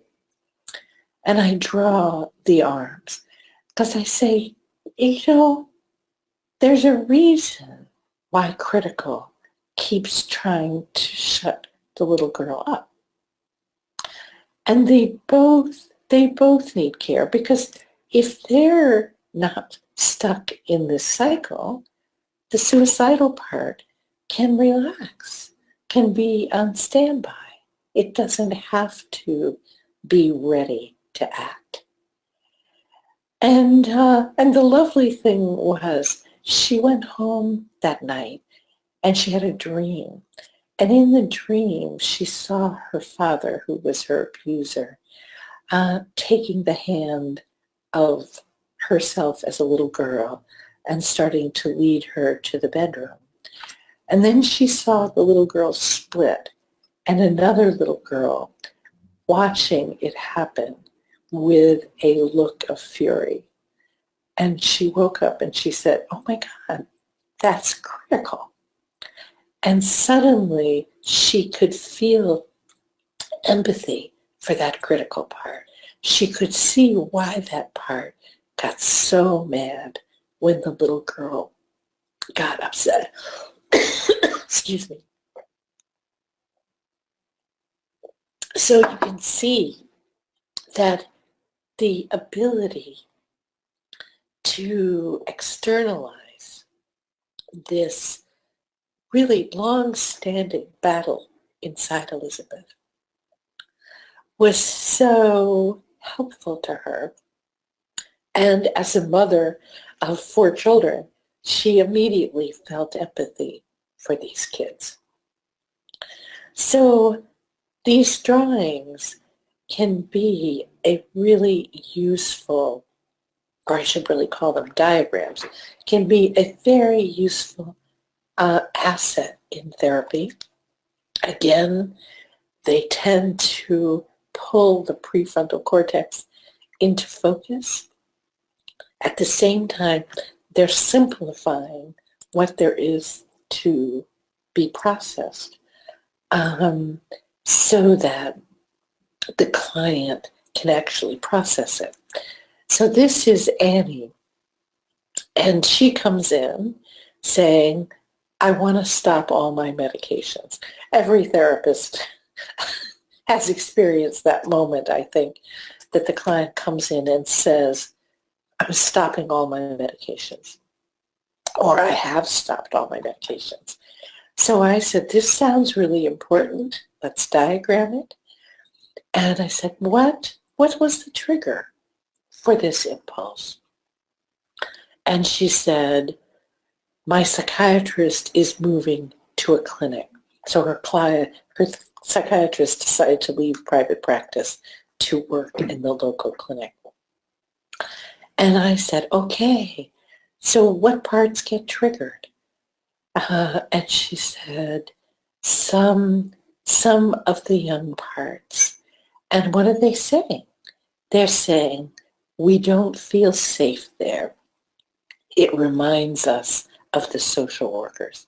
Annie grew up in an impoverished family, always with an alcoholic mother, and they were always being reported to Child and Family Services.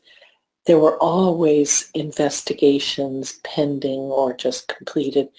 And before every one of those social work visits, Annie's mother would say to the children, don't say a word, because if you do, you will never see each other again. The social workers will take you away and give you to different families. So So Annie's parts have a phobia of those kinds of institutions in which they had to go talk to the social workers. And I say, okay, are there any parts that want to take the medications? And she says, oh yes, the 13-year-old is so depressed and suicidal. She says, I need those pills. And I said, okay, and what other parts are willing to take the pills? And she says, the little parts that just want to feel better. And then I say, well, are there any other parts that are on the side of wanting to stop the medications? And these are the little parts. And she says, yes, the warriors, who are fight parts. She has 3 warriors, all fight parts. And what do they say? They say, we can't go there, we'll be exposed, it isn't safe. The warriors, interesting, we have the younger parts for whom the clinic as an institution is connected to memories of the social workers. The hypervigilant protector fight parts connect the clinic to memories of being used by authority figures, being sexually abused by authority figures. And that's all we had to do. I said, okay, so Annie, now I usually give the drawing to the client. I said, now there's much for you to ponder because some parts want to stop the medications and some parts don't. And so she went away, drawing in hand, came back the next week, and she said, I'm on my medications. I made an appointment to see Dr. R at the clinic. That's the best solution.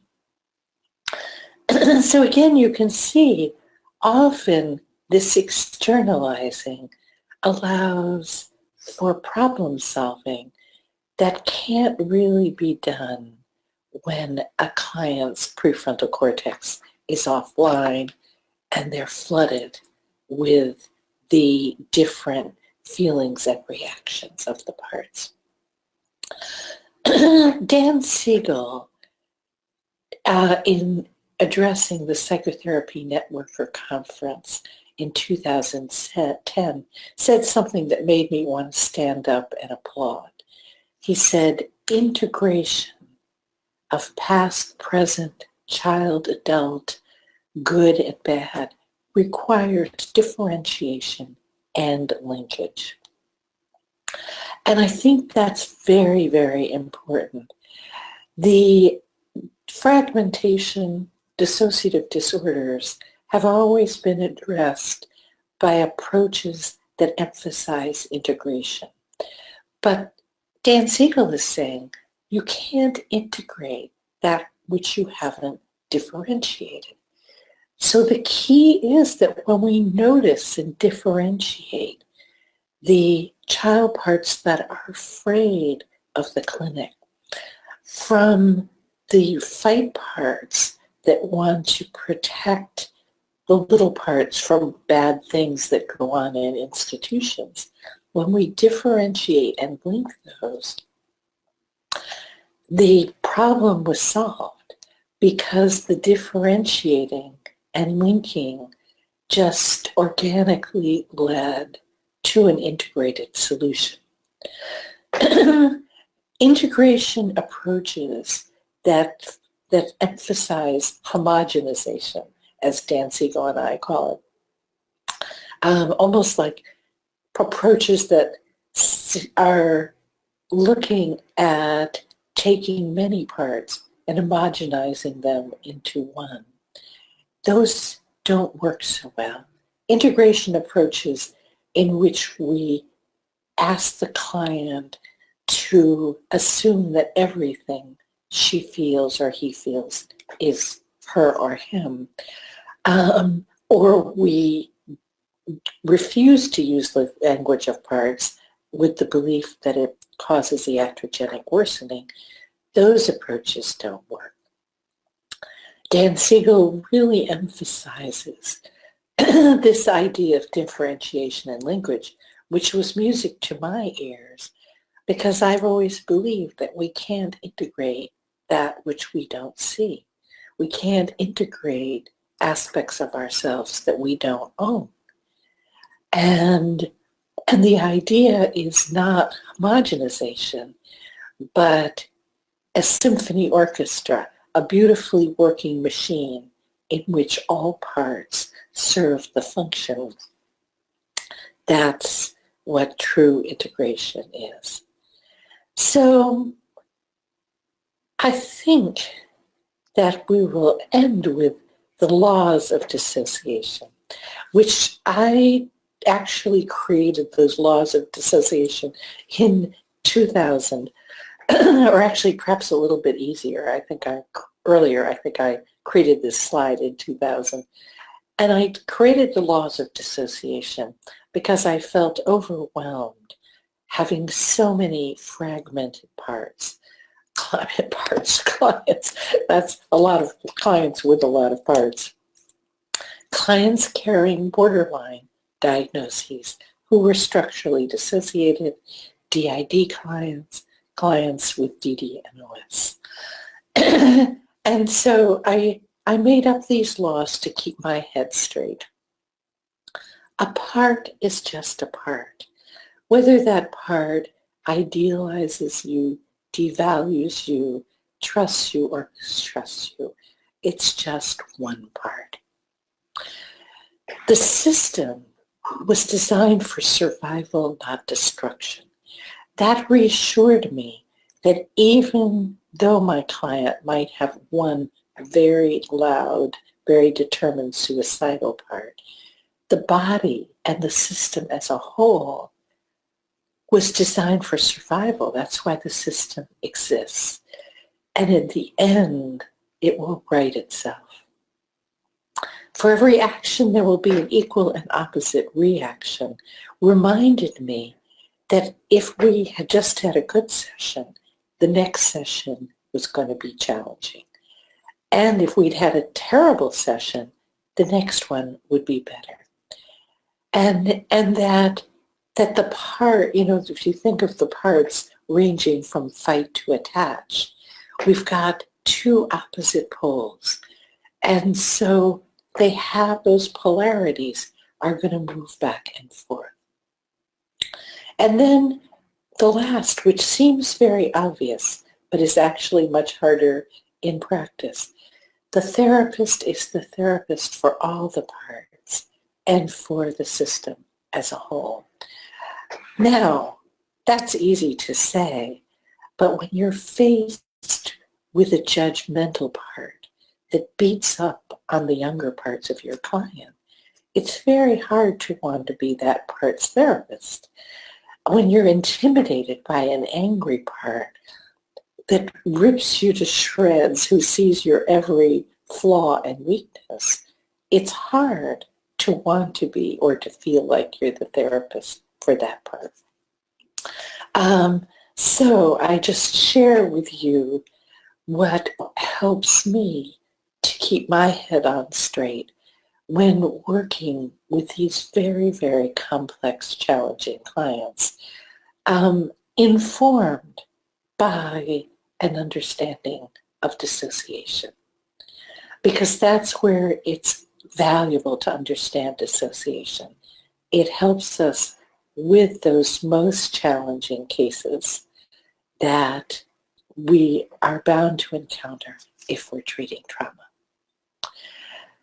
So thank you all for today's module, and I look forward to our final module next time.